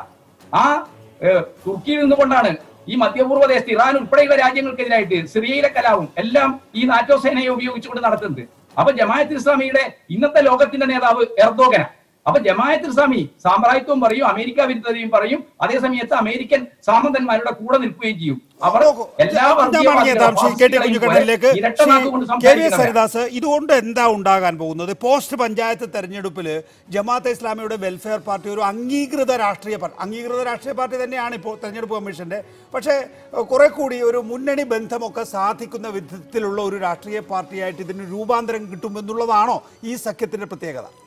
ഇതിൽ കോൺഗ്രസ്സുകാർ ചെയ്യുന്ന മഹാപാതകമാണ്. ഇതുവരെ ജമാഅത്തെ ഇസ്ലാമിയുമായിട്ട് പലരും പല നീക്കുപോക്കുകളും നടത്തിയിട്ടുണ്ടാവും. അതൊക്കെ മതിൽക്ക് പുറത്ത് നിർത്തിക്കൊണ്ടുള്ള രഹസ്യ ബാന്ധവം മാത്രമായിരുന്നു. CPM ഉണ്ടായിട്ടുണ്ട്. നമ്മൾ കഴിഞ്ഞ തവണയൊക്കെ പലപ്പോഴും ചർച്ച പലതവണ ഉണ്ടായിട്ടുണ്ട്. അവർ NDFുമായിട്ട് പോലും രഹസ്യ ബാന്ധവം, SDPയുമായിട്ട് പോലും പഞ്ചായത്തുകളിൽ ധാരണയിൽ അല്ല ഞാൻ പറഞ്ഞത് ഉണ്ടായിട്ടുണ്ട്. ഇപ്പോൾ ഉള്ള പ്രശ്നം എന്താ? വ്യാപകമായിട്ട് കേരളത്തിൽ അങ്ങോളം ഇങ്ങോളം ഇത്തവണ ജമാഅത്തെ ഇസ്ലാമിയുമായിട്ട് ധാരണയിലെത്തുന്നു. പാർട്ടിക്ക് പ്രസക്തി കൂടിയല്ലേ? അതെ ഞാൻ പറഞ്ഞത്, ജമാഅത്തെ ഇസ്ലാമിക്ക് കേരള സമൂഹത്തിൽ ഒരു മുസ്ലിം പാർട്ടി എന്ന നിലയിൽ അംഗീകാരം നേടിക്കൊടുക്കുകയല്ലേ ചെയ്യുന്നേ. ഇത്രയും ഉണ്ടായിട്ടില്ല. ഞാൻ കൊട്ടിക്കുഞ്ഞിക്കണ്ണനെ ന്യായീകരിക്കുകയല്ല. അവർക്കതിന് കഴിഞ്ഞിട്ടില്ല. അവർക്കതിന് പേടിയുണ്ടായിരുന്നു. അതുകൊണ്ട് അവർ വടി അകലത്ത് നിർത്തിയിട്ടാണ് അവർ ബാന്ധവം ഉണ്ടാക്കിയിരുന്നേ. ഇന്നതല്ല, ഇന്ന് പരസ്യമായ എന്ത് വ്യത്യാസമാണ്? അന്നും കോടിയേരി ബാലകൃഷ്ണൻ CPMന്റെ സംസ്ഥാന സെക്രട്ടറിയുമായിട്ട് നേരിട്ട് ആലോചന നടത്തിയിട്ടുള്ള നീക്കുപോക്കായിരുന്നു. ഇപ്പോൾ KP മജീദുമായിട്ടും PK കുഞ്ഞാലിക്കുട്ടിയായിട്ടും നേരിട്ട് ആലോചന നടത്തിയിട്ടുള്ള സഖ്യമാണ്. ഞാൻ രണ്ടിനെയും വ്യത്യസ്തമായിട്ട് കാണുകയല്ല. പക്ഷേ ഇത്തവണ ഇത് പരസ്യമായ പോസ്റ്റർ അടിച്ചുള്ള ധാരണയാണ്. വെൽഫെയർ പാർട്ടി എന്ന് പറഞ്ഞിട്ട് പോസ്റ്റർ അടിച്ച് UDFന്റെ പിന്തുണയോടുകൂടി മത്സരിക്കുന്നു. അതിനുള്ള ചങ്കുറപ്പ് വെൽഫെയർ പാർട്ടിക്കാർക്ക്, ജമാഅത്തെ ഇസ്ലാമിക്കാർക്ക് എങ്ങനെയാണ് ഉണ്ടായത്? കോൺഗ്രസ്സുകാരുടെ സമ്മതമില്ലാതെ ചെയ്യാൻ പറ്റുമോ?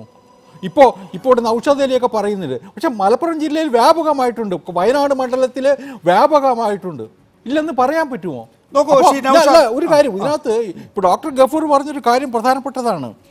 ഇസ്ലാമിക രാഷ്ട്രം വേണം എന്ന് വാദിക്കുന്നവരാണ് ഇവർ. ലോകം മുഴുവൻ ഇസ്ലാമിക രാജ്യത്തിന് വേണ്ടി നിലകൊള്ളുന്നവരാണ്. മുസ്ലിം ലീഗിന് വർഗീയത ഉണ്ടാവും. പക്ഷേ ഇസ്ലാമിക രാഷ്ട്രമാണ് ഞങ്ങളുടെ നിലപാട് എന്ന് പറഞ്ഞ് അതിനുവേണ്ടി ഏതറ്റം വരെയും പോകാൻ തയ്യാറുള്ളവരുമായിട്ട് പരസ്യമായി ചങ്ങാത്തം ഉണ്ടാക്കുകയാണ് കോൺഗ്രസ് ചെയ്യുന്നത്. കോൺഗ്രസ് ഇവിടെ ചെയ്യുന്നത് എന്താ? അതിലൂടെ ഈ മുഴുവൻ ഇന്ത്യയും വഞ്ചിക്കുകയല്ലേ, മുഴുവൻ കേരളത്തെയും ചതിക്കുകയല്ലേ, പിന്നിന്ന് കുത്തുകയല്ലേ ചെയ്യുന്നേ. ആ യാഥാർത്ഥ്യം കേരള ജനത തിരിച്ചറിഞ്ഞു. അത് കത്തോലിക്ക സഭ നേരത്തെ തിരിച്ചറിഞ്ഞു. അവർക്കത് ശക്തമായിട്ട് ഉന്നയിക്കാൻ കഴിഞ്ഞു. അത് തന്നെയാണ് ഇന്നിപ്പോൾ കെ സുരേന്ദ്രൻ വയനാട്ടിൽ ഓർമ്മിപ്പിച്ചത്. രാഹുൽ ഗാന്ധി പരസ്യമായിട്ട് പറയട്ടെ, ഞങ്ങൾക്ക് ഇവരുമായിട്ട് സഖ്യമുണ്ടോ, എത്ര സ്ഥലത്ത് സഖ്യമുണ്ട് എന്ന് പറയണമെന്ന് സുരേന്ദ്രൻ പറഞ്ഞതും വളരെ വളരെ കാൽക്കുലേറ്റഡ് ആണ്. എനിക്ക് നൗഷാദ് അലിയോടും കെ ടി കുഞ്ഞിക്കണ്ണനോടുള്ള ചോദ്യം ഇതാണ്. നോക്കൂ, നിങ്ങൾ രണ്ടുപേരും 2015 ഞങ്ങൾ സഖ്യം ഉണ്ടാക്കിയിട്ടില്ല എന്ന് കെ ടി കുഞ്ഞിക്കണ്ണൻ പറയും, 2020 ഞങ്ങൾ സഖ്യം ഉണ്ടാക്കിയിട്ടില്ല എന്ന് നൗഷാദ് അലി പറയും. നോക്കൂ, 2020 തദ്ദേശ ഭരണ തെരഞ്ഞെടുപ്പ് കഴിയുമ്പോൾ പല പഞ്ചായത്തുകളിലും മുനിസിപ്പാലിറ്റികളിലും ഒരുപക്ഷെ കോർപ്പറേഷനിലും ഈ വെൽഫെയർ പാർട്ടിയും SDPIയും നിർണായകമാകും. നിങ്ങൾക്ക് രണ്ടുപേർക്കും, ഞാൻ BJPയെ ഇപ്പോൾ തൽക്കാലം മാറ്റി നിർത്തുകയാണ്, കാരണം BJPയെ സംബന്ധിച്ചിടത്തോളം വേറൊരു ശക്തിയായി ഉയർന്നു വരാൻ അവർ ശ്രമിക്കുകയാണല്ലോ. നിങ്ങൾ രണ്ടുപേർക്കും സുഗമമായി പറയാനാകും BJPയുമായിട്ട് ഞങ്ങൾ യാതൊരു വിധത്തിലുള്ള സഖ്യം ഉണ്ടാക്കും. ഈ വെൽഫെയറിൻ്റെയും SDPIയുടെയും പിന്തുണയോടുകൂടി ഒരു പഞ്ചായത്തോ മുനിസിപ്പാലിറ്റിയോ ബ്ലോക്കോ കോർപ്പറേഷനോ ഭരിക്കില്ല എന്ന് നിങ്ങൾക്ക് രണ്ടുപേർക്കും പറയാനാകുമോ? ആദ്യം ശ്രീ നൗഷാദ് അലി. ഇവിടെ ഞാൻ വലിയൊരു വൈരുദ്ധ്യം ചൂണ്ടിക്കാട്ടാം. AKG സെന്ററിൽ ചെന്ന് കോടിയേരി ബാലകൃഷ്ണനുമായിട്ട് സഖ്യ ചർച്ച നടത്തിയ ഒരു പാർട്ടിയാണ് വെൽഫെയർ പാർട്ടി. എന്നാൽ കോൺഗ്രസുമായിട്ടോ KPCC പ്രസിഡന്റുമായിട്ടോ ഏതെങ്കിലും ഭാരവാഹികളുമായിട്ടോ ഇന്ദിരാഭവനുമായിട്ടോ ഇതേവരെ ബന്ധമില്ലാത്ത കോൺഗ്രസിന്റെ പേരിലാണ് നിങ്ങൾ ഈ സഖ്യവും മുന്നണിയും ധാരണയും ഒക്കെ അടിച്ചേൽപ്പിക്കുന്നത്, കെട്ടിവെക്കുന്നത്. അതുകൊണ്ട് തന്നെ ഇതൊക്കെ കാണുന്നവർക്ക് മനസ്സിലാവും. മറ്റൊരു കാര്യം, ഇവിടെ കെ സുരേന്ദ്രന്റെ ഭാഷയും അതിനെക്കുറിച്ച് താങ്കൾ ആലോചിക്കുന്ന പോലുമില്ല. അങ്ങനെ ഒരു ചോദ്യത്തിന് മറുപടി പറയണോ വേണ്ടയോ എന്ന് ആലോചിക്കുന്ന പോലുമില്ല. എന്റെ ചോദ്യം ഒന്നുകൂടി പറയണോ, അതോ താങ്കൾ കേട്ടത് ഒന്നുകൂടി ഈ ചെവിയിൽ നിന്ന് വിട്ടിട്ടില്ലെങ്കിൽ ഒന്ന് അടച്ചു പിടിക്കാമോ ഈ ചെവി?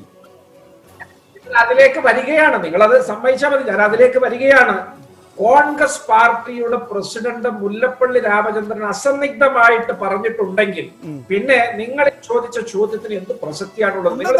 എന്നാലും ഞാൻ ചോദിച്ചതിന് ഒരു പ്രസക്തിയില്ല, ഒരു മണ്ടൻ ചോദ്യമാണെന്ന് വിചാരിച്ചോ? ആ മണ്ടൻ ചോദ്യത്തിന് ഒരു മറുപടി പറഞ്ഞാൽ മതി. അങ്ങ് പോസ്റ്റ് പോൾ സ്ഥാനം പങ്കിടുന്നതിനെ പറ്റിയാണ് നിങ്ങൾ ചോദിച്ചത്, അതല്ലേ? ഇവിടെ പ്രീപോൾ അലയൻസ് ഇല്ല. വാക്കുകൾ തപ്പുകയാണ്. ഞങ്ങൾ SDPIയുടെയോ ജമാഅത്തെ ഇസ്ലാം വെൽഫെയർ പാർട്ടിയുടെയോ സഹകരണത്തോടുകൂടി ഒരു പഞ്ചായത്ത് ഭരിക്കില്ല, ഒരു ബ്ലോക്ക് ഭരിക്കില്ല, ഒരു ജില്ലാ പഞ്ചായത്ത് ഭരിക്കില്ല, ഒരു മുനിസിപ്പാലിറ്റി ഭരിക്കില്ല, ഒരു കോർപ്പറേഷൻ ഭരിക്കില്ല. എത്ര എളുപ്പമാണ് മറുപടി പറയാൻ. അങ്ങനെ ഒരു സാഹചര്യം തന്നെ കേരളത്തിൽ ഉണ്ടാകാൻ പോകുന്നില്ല. ഇവിടെ കോൺഗ്രസിനെ സംബന്ധിച്ചിടത്തോളം നിങ്ങൾ സംശയത്തിലാണ് ശ്രീ നൗഷാദ് അലി. നിങ്ങൾ വലിയ ആശയക്കുഴപ്പത്തിലാണ്. ഈ ആശയക്കുഴപ്പമാണ് നമ്മളിപ്പോ ചർച്ച ചെയ്യുന്നത്.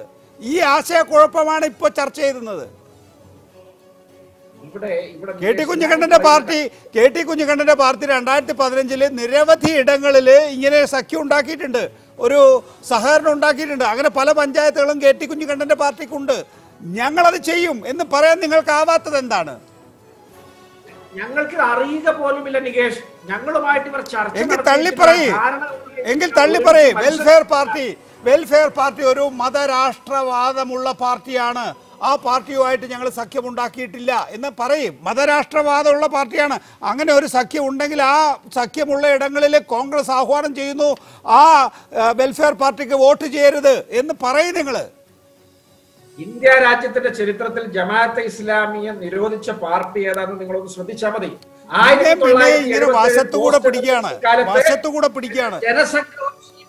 ജമാഅത്തെ ഇസ്ലാമിയും ഒരുമിച്ചാണ് കേരളത്തിൽ തെരഞ്ഞെടുപ്പിനെ നേരിട്ടത്. ഈ വളഞ്ഞു മൂക്ക് പിടിക്കാന്ന് കേട്ടിട്ടുണ്ടോ ശ്രീ നൗഷാദ് അലി? വളഞ്ഞു മൂക്ക് പിടിക്കാന്ന് കേട്ടിട്ടുണ്ടോ? വളഞ്ഞു മൂക്ക് പിടിക്കാണ് താങ്കൾ. ശ്രീ കെ ടി കുഞ്ഞിക്കണ്ണൻ, എന്നാൽ ഇപ്രാവശ്യം നിങ്ങൾക്ക് പറയാനാകും 2020 ഞങ്ങള് വെൽഫെയർ പാർട്ടിയുമായിട്ടൊന്നും പോസ്റ്റ് പോൾ അലയൻസ് ഉണ്ടാക്കാൻ പോകുന്നില്ല. SDPIയായിട്ടും ഉറപ്പാണോ അത്? കെ ടി കുഞ്ഞിക്കണ്ണൻ, ഞാൻ ഒരുപാട് സമയം തന്നു ശ്രീ നൗഷാദ് അലി. മറുപടി പറയാത്തതിന് ഞാൻ എന്ത് പഴിച്ചു? ശ്രീ കെ ടി കുഞ്ഞിക്കണ്ണൻ പറയട്ടെ. 2015 ചില തദ്ദേശ ഭരണ സ്ഥാപനങ്ങളില് SDPI അതേപോലെ തന്നെ ഈ ജമാഅത്ത് ഇസ്ലാമികകാരൊക്കെ ആയിട്ട് ചില പിന്തുണയും ധാരണകളും ഉണ്ടായി. തെരഞ്ഞെടുപ്പ് കഴിഞ്ഞു. എന്താ CPM തീരുമാനിച്ചത്? സ്വന്തമായി ഭൂരിപക്ഷമുള്ളിടത്ത് മാത്രമേ എന്ന് പറഞ്ഞു കഴിഞ്ഞാൽ SDPI ജമാഅത്ത് ഇസ്ലാമി പിന്തുണയോടുകൂടി ഭരണസമിതി ഉണ്ടാക്കണ്ട.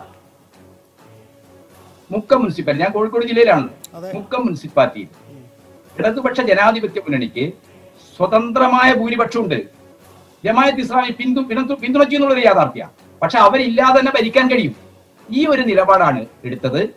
പിന്നീട് അത് വളരെ വിശദമായി ചർച്ച ചെയ്യപ്പെട്ടു. ഇത്തരം നീക്കുപോക്കുകളിലേക്ക് പോകുന്ന ഈ പാർലമെന്ററി രാഷ്ട്രീയത്തിന്റെ അവസരവാദപരമായ സമീപനത്തെ പാർട്ടിക്കകത്ത് ശക്തമായി വിമർശിക്കപ്പെട്ടു. അത്തരം തെറ്റുകളിലേക്ക് ഒരിക്കലും പോകാൻ പാടില്ല എന്ന നിലപാട് പാർട്ടി എടുത്തു. 2020 ആകുമ്പോഴേക്കും ഞങ്ങൾ പ്രധാന ഭീഷണിയായി കാണുന്ന ഹിന്ദുത്വമാണ്. ആ ഹിന്ദുത്വ ഭീഷണിയെ നേരിടാൻ മതനിരപേക്ഷ ശക്തികളുടെ ഐക്യം ഉണ്ടാക്കുന്നതിന് വിള്ളലുണ്ടാക്കും ജമായത്തിനെ പോലുള്ള മതരാഷ്ട്രവാദികളുമായിട്ടുള്ള സഖ്യം എന്ന നിലപാടാണ് നമ്മൾ മുന്നോട്ട് വെച്ചിരിക്കുന്നത്. മുസ്ലിം ലീഗുമായിട്ടുള്ള സഖ്യത്തെ കുറിച്ചല്ല നമ്മൾ ചർച്ച ചെയ്യുന്നത്, ജമായത്തെ ഇസ്ലാമിയുമായിട്ടുള്ള സഖ്യത്തെ കുറിച്ചാണ്. ആ സഖ്യം വളരെ പ്ലാന്റാ.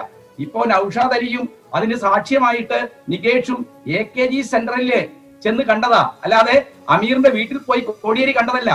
AKG സെന്ററില് ഈ സമൂഹത്തിൽ പ്രവർത്തിക്കുന്ന ഏത് സാമൂഹ്യ സംഘടനയുടെ പ്രതിനിധികൾ വന്നാലും അവരെ സ്വീകരിക്കും, അവരുമായിട്ട് ചർച്ച ചെയ്യും. അങ്ങനെ ചർച്ച ചെയ്യുന്നു സ്വീകരിക്കുന്നതും പോലെയാണോ നേരിട്ട് UDFന്റെ കൺവീനറായിരിക്കുന്ന MM ഹസൻ മഞ്ചേരിയിൽ പോയി അമീറിനെ കാണുന്നത്, കോഴിക്കോട്ടെ ഹീറ സെന്ററിൽ പോയിട്ട് ചർച്ച നടത്തുന്നത്? ആ ചർച്ചകൾക്കൊക്കെ എന്തുണ്ട്? ജനാധിപത്യ മതനിരപേക്ഷ ശക്തികളെ ദുർബലപ്പെടുത്തുന്ന, അസ്ഥിരീകരിക്കുന്ന ഒരു രാഷ്ട്രീയ നയമുണ്ട്. ആ രാഷ്ട്രീയ നയത്തെയാണ് നമ്മൾ എതിർക്കുന്നത്. അല്ലാതെ നൌഷാദ് അലിയുടെ പാർട്ടി ആരുമായിട്ട് സഖ്യമുണ്ടാക്കുന്നതിന് ഇടതുപക്ഷത്തിന് പ്രശ്നമില്ല. മതരാഷ്ട്രവാദികളുമായിട്ട് ഒരു മതനിരപേക്ഷ ജനാധിപത്യ കക്ഷി സഖ്യമുണ്ടാക്കാൻ പാടില്ല. ഈ നിലപാടിൽ നിന്നുകൊണ്ടാണ് CPM ഈ വിഷയത്തെ വിമർശനമാക്കുന്നത്. ഈ വിമർശനം ഞങ്ങൾക്ക് മാത്രമല്ല, ഇപ്പോ സമസ്തയാണല്ലോ ലീഗിന്റെ ഏറ്റവും പ്രധാനപ്പെട്ട സാമുദായിക അടിത്തറ എന്ന് പറയുന്നത്. സമസ്തയുടെ സമുന്നതരായ നേതാക്കൾ അതിശക്തമായി എതിർത്തുകൊണ്ടിരിക്കുക, ഇപ്പോഴും എതിർത്തുകൊണ്ടിരിക്കുക. ഡോക്ടർ ഫസൽ ഗഫൂർ കോഴിക്കോട് നടന്ന ചർച്ചയിൽ പങ്കെടുത്തുവെന്ന് എനിക്കറിയില്ല. കോഴിക്കോട് അവരുടെ ബുദ്ധിജീവികള്, അവരുടെ യുവജന രംഗത്തെ ബുദ്ധിജീവികള്, SKS ബുദ്ധിജീവികള് പ്രത്യേക ചർച്ചകൾ സംഘടിപ്പിച്ചു ഇത്തരം വിഷയങ്ങളുമായി ബന്ധപ്പെട്ട്. അപ്പൊ ജമായത്ത് ഒരു മതരാഷ്ട്ര സംഘടനയാണ്, മതരാഷ്ട്രവാദം പറയുന്ന സംഘടനയാണ്.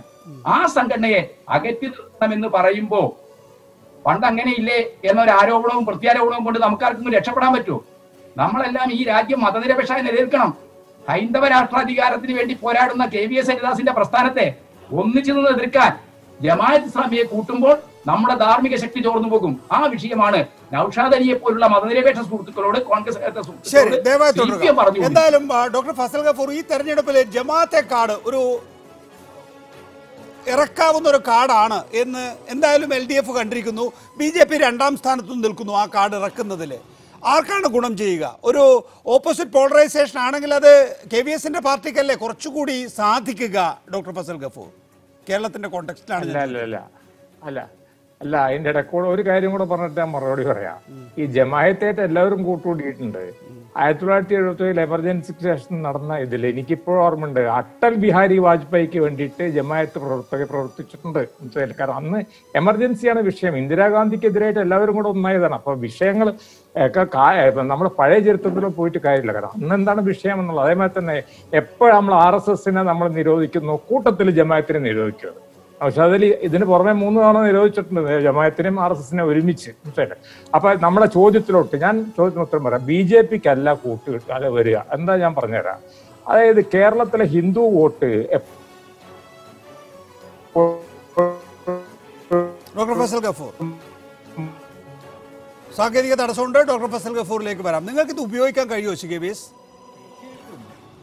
കേരളത്തിൽ കോൺഗ്രസ്സുകാർ പ്രതിസന്ധിയിലാണ്, വല്ലാത്ത പ്രതിസന്ധിയിലാണ്. താഴെ തട്ടിൽ അവർക്ക് ഹിന്ദു വീടുകളിൽ പറഞ്ഞു നിൽക്കാൻ പറ്റുന്നില്ല.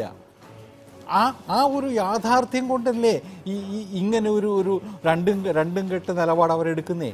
ഒരു ഭാഗത്ത് ചർച്ചിൻ്റെ സമ്മർദ്ദം, കാരണം മുസ്ലിം വോട്ട് യഥാർത്ഥത്തിൽ ഇതൊരു വിഷയമാണോ? ഇപ്പോൾ സ്വപ്ന സുരേഷ് ഉണ്ട്, സ്വർണ്ണക്കള്ളക്കടത്തുണ്ട്, CM രവീന്ദ്രൻ 2ാം ഘട്ട വോട്ടെടുപ്പ് ദിവസം ED ചോദ്യം ചെയ്യുന്നു. ഇതൊക്കെയാണ് മാധ്യമങ്ങളിൽ നിറഞ്ഞു നിൽക്കുന്നത്. ശരിയാ, പക്ഷെ ഇതൊരു വലിയ അവൻ്റെ ഹൃദയത്തെ തൊടുന്ന വിഷയമാണ്. പ്രത്യേകിച്ച് ജമാഅത്തെ ഇസ്ലാമി പോലുള്ള. നിങ്ങൾക്കൊരു ലെഫ്റ്റ് സോഫ്റ്റ്നെസ് ഉണ്ടോ KVS? നിങ്ങളിപ്പോ KVS ഇപ്പോൾ എടുക്കുന്ന നിലപാടുകളെല്ലാം ഒരു പക്ഷേ UDFനെ അറ്റാക്ക് ചെയ്യുന്നതാണ്. UDF നശിച്ചാലേ ഞങ്ങൾക്ക് വളമാകൂ എന്നുള്ള ഒരു തോന്നൽ നിങ്ങളെ സംബന്ധിച്ചിടത്തോളം ഉണ്ടോ? അല്ല, UDF എടുക്കുന്ന നിലപാടുകൾ ചൂണ്ടിക്കാണിക്കാതെ പറ്റുമോ? CPMനെതിരായിട്ടല്ലേ ഞങ്ങളുടെ ക്യാമ്പയിൻ പ്രധാനമായിട്ട് നടക്കുന്നത്. ഇവിടുത്തെ ഏറ്റവും വലിയ അഴിമതി അതിൻ്റെ നടുവിൽ നിൽക്കുന്നത് KTയുടെ പാർട്ടിയല്ലേ ഇപ്പോൾ. അതുകൊണ്ട് കേരളത്തിലെ ഈ തെരഞ്ഞെടുപ്പ് പ്രചരണത്തിന്റെ കുന്തമനം മുഴുവൻ ഈ അഴിമതിയിലാണ്. അതിനൊപ്പം ഒരിക്കൽ കൂടി പ്രതിപക്ഷത്തിരിക്കുന്നതാണ് BJPക്ക് വളരാൻ നല്ലതെന്ന്. അല്ലെന്നേ, അത് ആ വിലയിരുത്തലൊക്കെ ഉണ്ടാകുമായിരിക്കും. ഓരോരുത്തർക്കും ഓരോ രാഷ്ട്രീയ വിലയിരുത്തലുണ്ടാകുമല്ലോ. തെരഞ്ഞെടുപ്പ് കാലത്ത് ഓരോരുത്തരും മത്സരിക്കുന്നത് വിജയിക്കാൻ വേണ്ടിയിട്ടാണ്, ഒരാളെ തോൽപ്പിക്കാനോ ഒരാളെ വിജയിപ്പിക്കാനോ വേണ്ടിയിട്ടല്ല. ആ നിലയ്ക്ക് അതിനെ കണ്ടാൽ മതി. പക്ഷേ ഇവിടെ കോൺഗ്രസ്സുകാർക്ക് ഹിന്ദുക്കളുടെ വീടുകളിൽ ചെന്ന് വോട്ട് ചോദിക്കാൻ വയ്യാത്ത സാഹചര്യം ഉണ്ടാകുന്നുണ്ട്. ഈ ഇസ്ലാമിക രാഷ്ട്രം സ്ഥാപിക്കണം എന്ന് പറഞ്ഞ് നടക്കുന്ന ജമാഅത്തെ ഇസ്ലാമിയുടെ കൈ കോർത്തുകൊണ്ട് അവർക്ക് വോട്ട് പിടിക്കാൻ പറ്റുമോ? കൊച്ചി കോർപ്പറേഷനിൽ പോലും നമ്മൾ കാണുന്നു. കൊച്ചിയിൽ ജമാഅത്തെ ഇസ്ലാമിക്ക് എത്ര വോട്ടുണ്ടാവും നികേഷിന് ഊഹിക്കാമല്ലോ. കൊച്ചി കോർപ്പറേഷനിൽ ഇവർക്ക് എത്ര വോട്ടുണ്ടാവും? അവിടെ പോലും ഇവരൊരു സീറ്റ് കൊടുത്തിരിക്കുന്നു. അപ്പോൾ ഇതിൻ്റെ ഇമ്പാക്റ്റ് ഒരു പക്ഷേ തിരുവനന്തപുരത്ത് മാത്രമായിരിക്കും കൊടുക്കാത്തതുള്ളൂ, തിരുവനന്തപുരം സിറ്റിയിൽ മാത്രം. ബാക്കി എല്ലായിടത്തും കൊടുത്തിട്ടുണ്ട് ജമാഅത്തെ ഇസ്ലാമിക്ക് സീറ്റ്. അതിന്റെ ഇമ്പാക്റ്റ് കേരളത്തിൽ CPM പോലും പറയുന്നത് ഈ ജമാഅത്തെ ഇസ്ലാമിയുമായിട്ടുള്ള ബന്ധം ആത്യന്തികമായി ഗുണകരമാവുക സംഘപരിവാറിനാണ് എന്നുള്ളതാണ്. പക്ഷേ CPM ആണ് അത് ഫലപ്രദമായി ഉപയോഗിക്കുന്നത് കാണുന്നത്. CPM-ന് അതുകൊണ്ട് വോട്ട് കിട്ടാൻ പോകുന്നില്ല. അവരത് പറഞ്ഞോട്ടെ. അവരുടെ ആ ക്യാമ്പയിൻ്റെ കൂടി ഫലം കിട്ടാൻ പോകുന്നത് ഒരു പരിധിവരെ BJPക്കാണ്. അതുകൊണ്ട് അവരത് പറഞ്ഞോട്ടെ. അവർക്കിപ്പോൾ UDF-നെ ആക്രമിക്കാൻ UDF-ൽ നിന്നുള്ള ഹിന്ദു വോട്ട് ചോർന്നു പോകണം എന്നവർ ആഗ്രഹിക്കുന്നുണ്ടോ? അതുകൊണ്ടാണ് അവരത് ഉന്നയിക്കുന്നത്. അല്ലാതെ ആ വോട്ടുകൾ CPM-ന് കിട്ടുമെന്ന് വിചാരിച്ചിട്ടാണോ? എനിക്ക് തോന്നണില്ല. ആ വോട്ടുകൾ കിട്ടാൻ സാധ്യതയുള്ളത് കോൺഗ്രസിന് ട്രഡീഷണലായിട്ട് പോകുന്ന ഹിന്ദു വോട്ടുകൾ ചോർന്നു വരാൻ സാധ്യതയുള്ളത് BJPക്കാണ്. അത് കഴിഞ്ഞ നിയമസഭാ തെരഞ്ഞെടുപ്പിൽ നമ്മൾ കേരളത്തിൽ കണ്ടതാണ്. അതിന്റെ ഒരു കുത്തൊഴുക്കായിരിക്കും ഇത്തവണ കാണാൻ പോകുന്നത്. വസ്തുത നമ്മൾ കാണാൻ. ഡോക്ടർ ഫസൽ ഗഫൂർ, താങ്കൾ ഈ ജമാഅത്തെ കാർഡിനെ കുറിച്ച് സംസാരിച്ചു തുടങ്ങിയപ്പോൾ തന്നെ കട്ടായിപ്പോയി, ഒന്ന് ആവർത്തിക്കാമോ? ഞാൻ പറഞ്ഞു വന്നത് ജമാഅത്തെ കാർഡിനെ പറ്റി. ജമാഅത്തെ ഇസ്ലാമിയായിട്ട് എല്ലാവർക്കും ബന്ധം ഉണ്ടായിട്ടുണ്ട്. ഹരിദാസിന്റെ BJP RSS ബന്ധം എമർജൻസിയുടെ കാലത്ത് ഉണ്ടായിട്ടുണ്ട്. അടൽ ബിഹാരി വാജ്പേയിക്ക് ജമാഅത്തേർ വർക്ക് ചെയ്തിട്ടുണ്ടെന്ന് ഞാൻ മനസ്സിലാക്കുന്ന അക്കാലത്ത് 1980 ഇലക്ഷനില്. അപ്പോ അതിന്റെ ഇടയിൽ CPM ബന്ധം ഉണ്ടായിട്ടുണ്ട്. അപ്പൊ അതല്ല ഇഷ്യൂ കിടക്കുന്നത്. ഇഷ്യൂ കിടക്കുന്നത് ഇപ്പൊ നിങ്ങളുടെ ചോദ്യത്തിന് ഉത്തരം ഞാൻ പറയാൻ ആഗ്രഹിക്കായിരുന്നു. ഹിന്ദു വോട്ടിന്റെ ചോർച്ച. കോൺഗ്രസിന് ഹിന്ദു വോട്ട് ഇല്ലാതായിക്കൊണ്ടിരിക്കുകയാണ് കേരളത്തില്. ആ വോട്ട് എന്ന് പറയുന്നത് കാരണം ഞാൻ എന്റെ വോട്ട് കണക്കുവാണെന്ന് വെച്ചാൽ കറക്റ്റായിട്ട് പറഞ്ഞുതരാം. കേരളത്തിലെ ഹിന്ദു വോട്ട് 54%.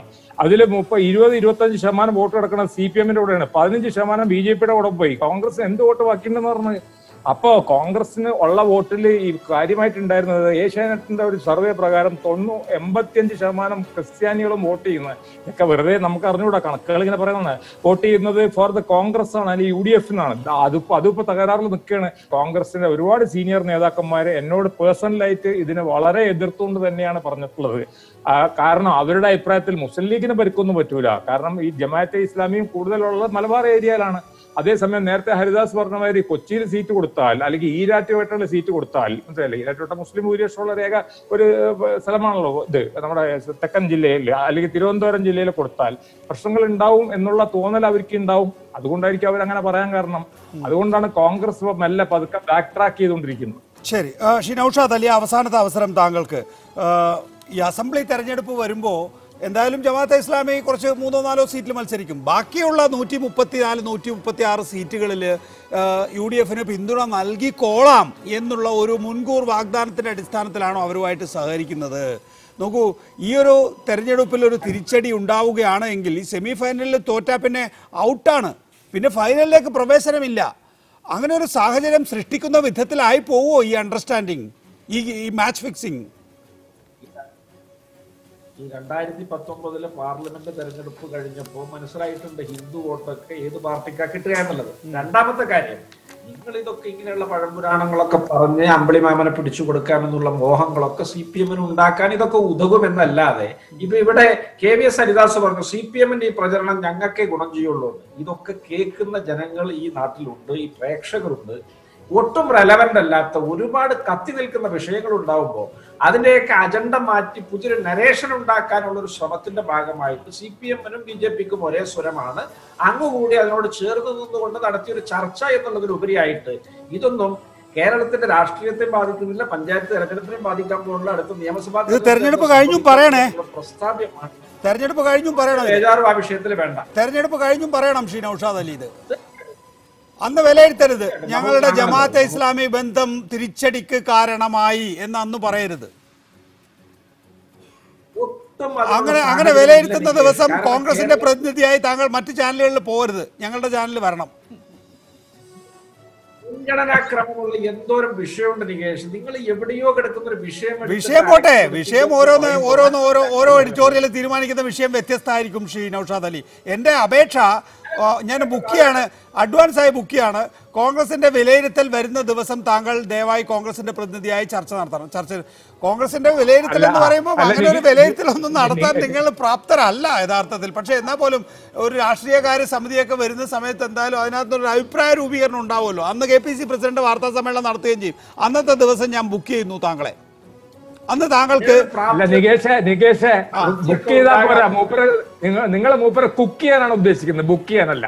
എനിക്കറിയാതെ സന്ദർഭോചിതമായിട്ട് ഉയരാനും പ്രാപ്തി ഉണ്ടാകാനും ഒക്കെ ദൈവം സഹായിക്കട്ടെ. കോൺഗ്രസിന്റെ വലിയ വിജയാഹ്ലാദം നമുക്ക് നികേഷുമായി ചേർന്ന് ഈ പറഞ്ഞ ആൾക്കാരുമായി ഒത്തുചേർന്ന് നടത്തണം. ഞാൻ തീർച്ചയായിട്ടും അതിന്റെ കൂടെ ആ വിജയാഹ്ലാദത്തിന്റെ കൂട്ടത്തിൽ ഞാൻ തോക്കാൻ പോകുന്ന KT കുഞ്ഞിക്കണ്ണനെയും ക്ഷണിക്കുന്നു ഇപ്പൊ തന്നെ. തീർച്ചയായിട്ടും നികേഷേ, ഒരു കാര്യം എനിക്ക് പറയാനുണ്ട്. പറഞ്ഞോളൂ. ഈ KVS ഹരിദാസിന്റെ പാർട്ടിയോട് വളരെ അടുത്ത് നിൽക്കുകയാണ് നൗഷാദ് അലിയുടെ പാർട്ടിയുടെ നേതാക്കൾ. സുരേന്ദ്രൻ തന്നെ വളരെ അടുത്ത സുഹൃത്തല്ലേ PM വേലായുധൻ. ആ PM വേലായുധനെ നേതൃത്വത്തിൽ നിന്ന് മാറ്റി എന്തുകൊണ്ടാണെന്നുള്ളതിന് അദ്ദേഹത്തിന്റെ വിശദീകരണം എന്താണ്? അമിത്ഷാ കേന്ദ്ര നേതൃത്വം പറയുന്നത് എന്താണ്? ഈ പഞ്ചായത്ത് തെരഞ്ഞെടുപ്പ് കഴിയുന്നതോടുകൂടി കേരളത്തിൽ കോൺഗ്രസ്സുകാർ നിരാശരാകും, അതിലെ മൃദുഹിന്ദുത്വവാദികളെല്ലാം ഇനി കാത്തു നിൽക്കാതെ BJPയിലേക്ക് വരും, അവരെ അക്കോമഡേറ്റ് ചെയ്യേണ്ടതുണ്ട് എന്ന വാദം സുരേന്ദ്രനെ പോലുള്ള ഒരു നേതാവിൽ നിന്ന് വന്നതായിട്ട് മാധ്യമങ്ങളൊക്കെ റിപ്പോർട്ട് ചെയ്യുകയാണല്ലോ.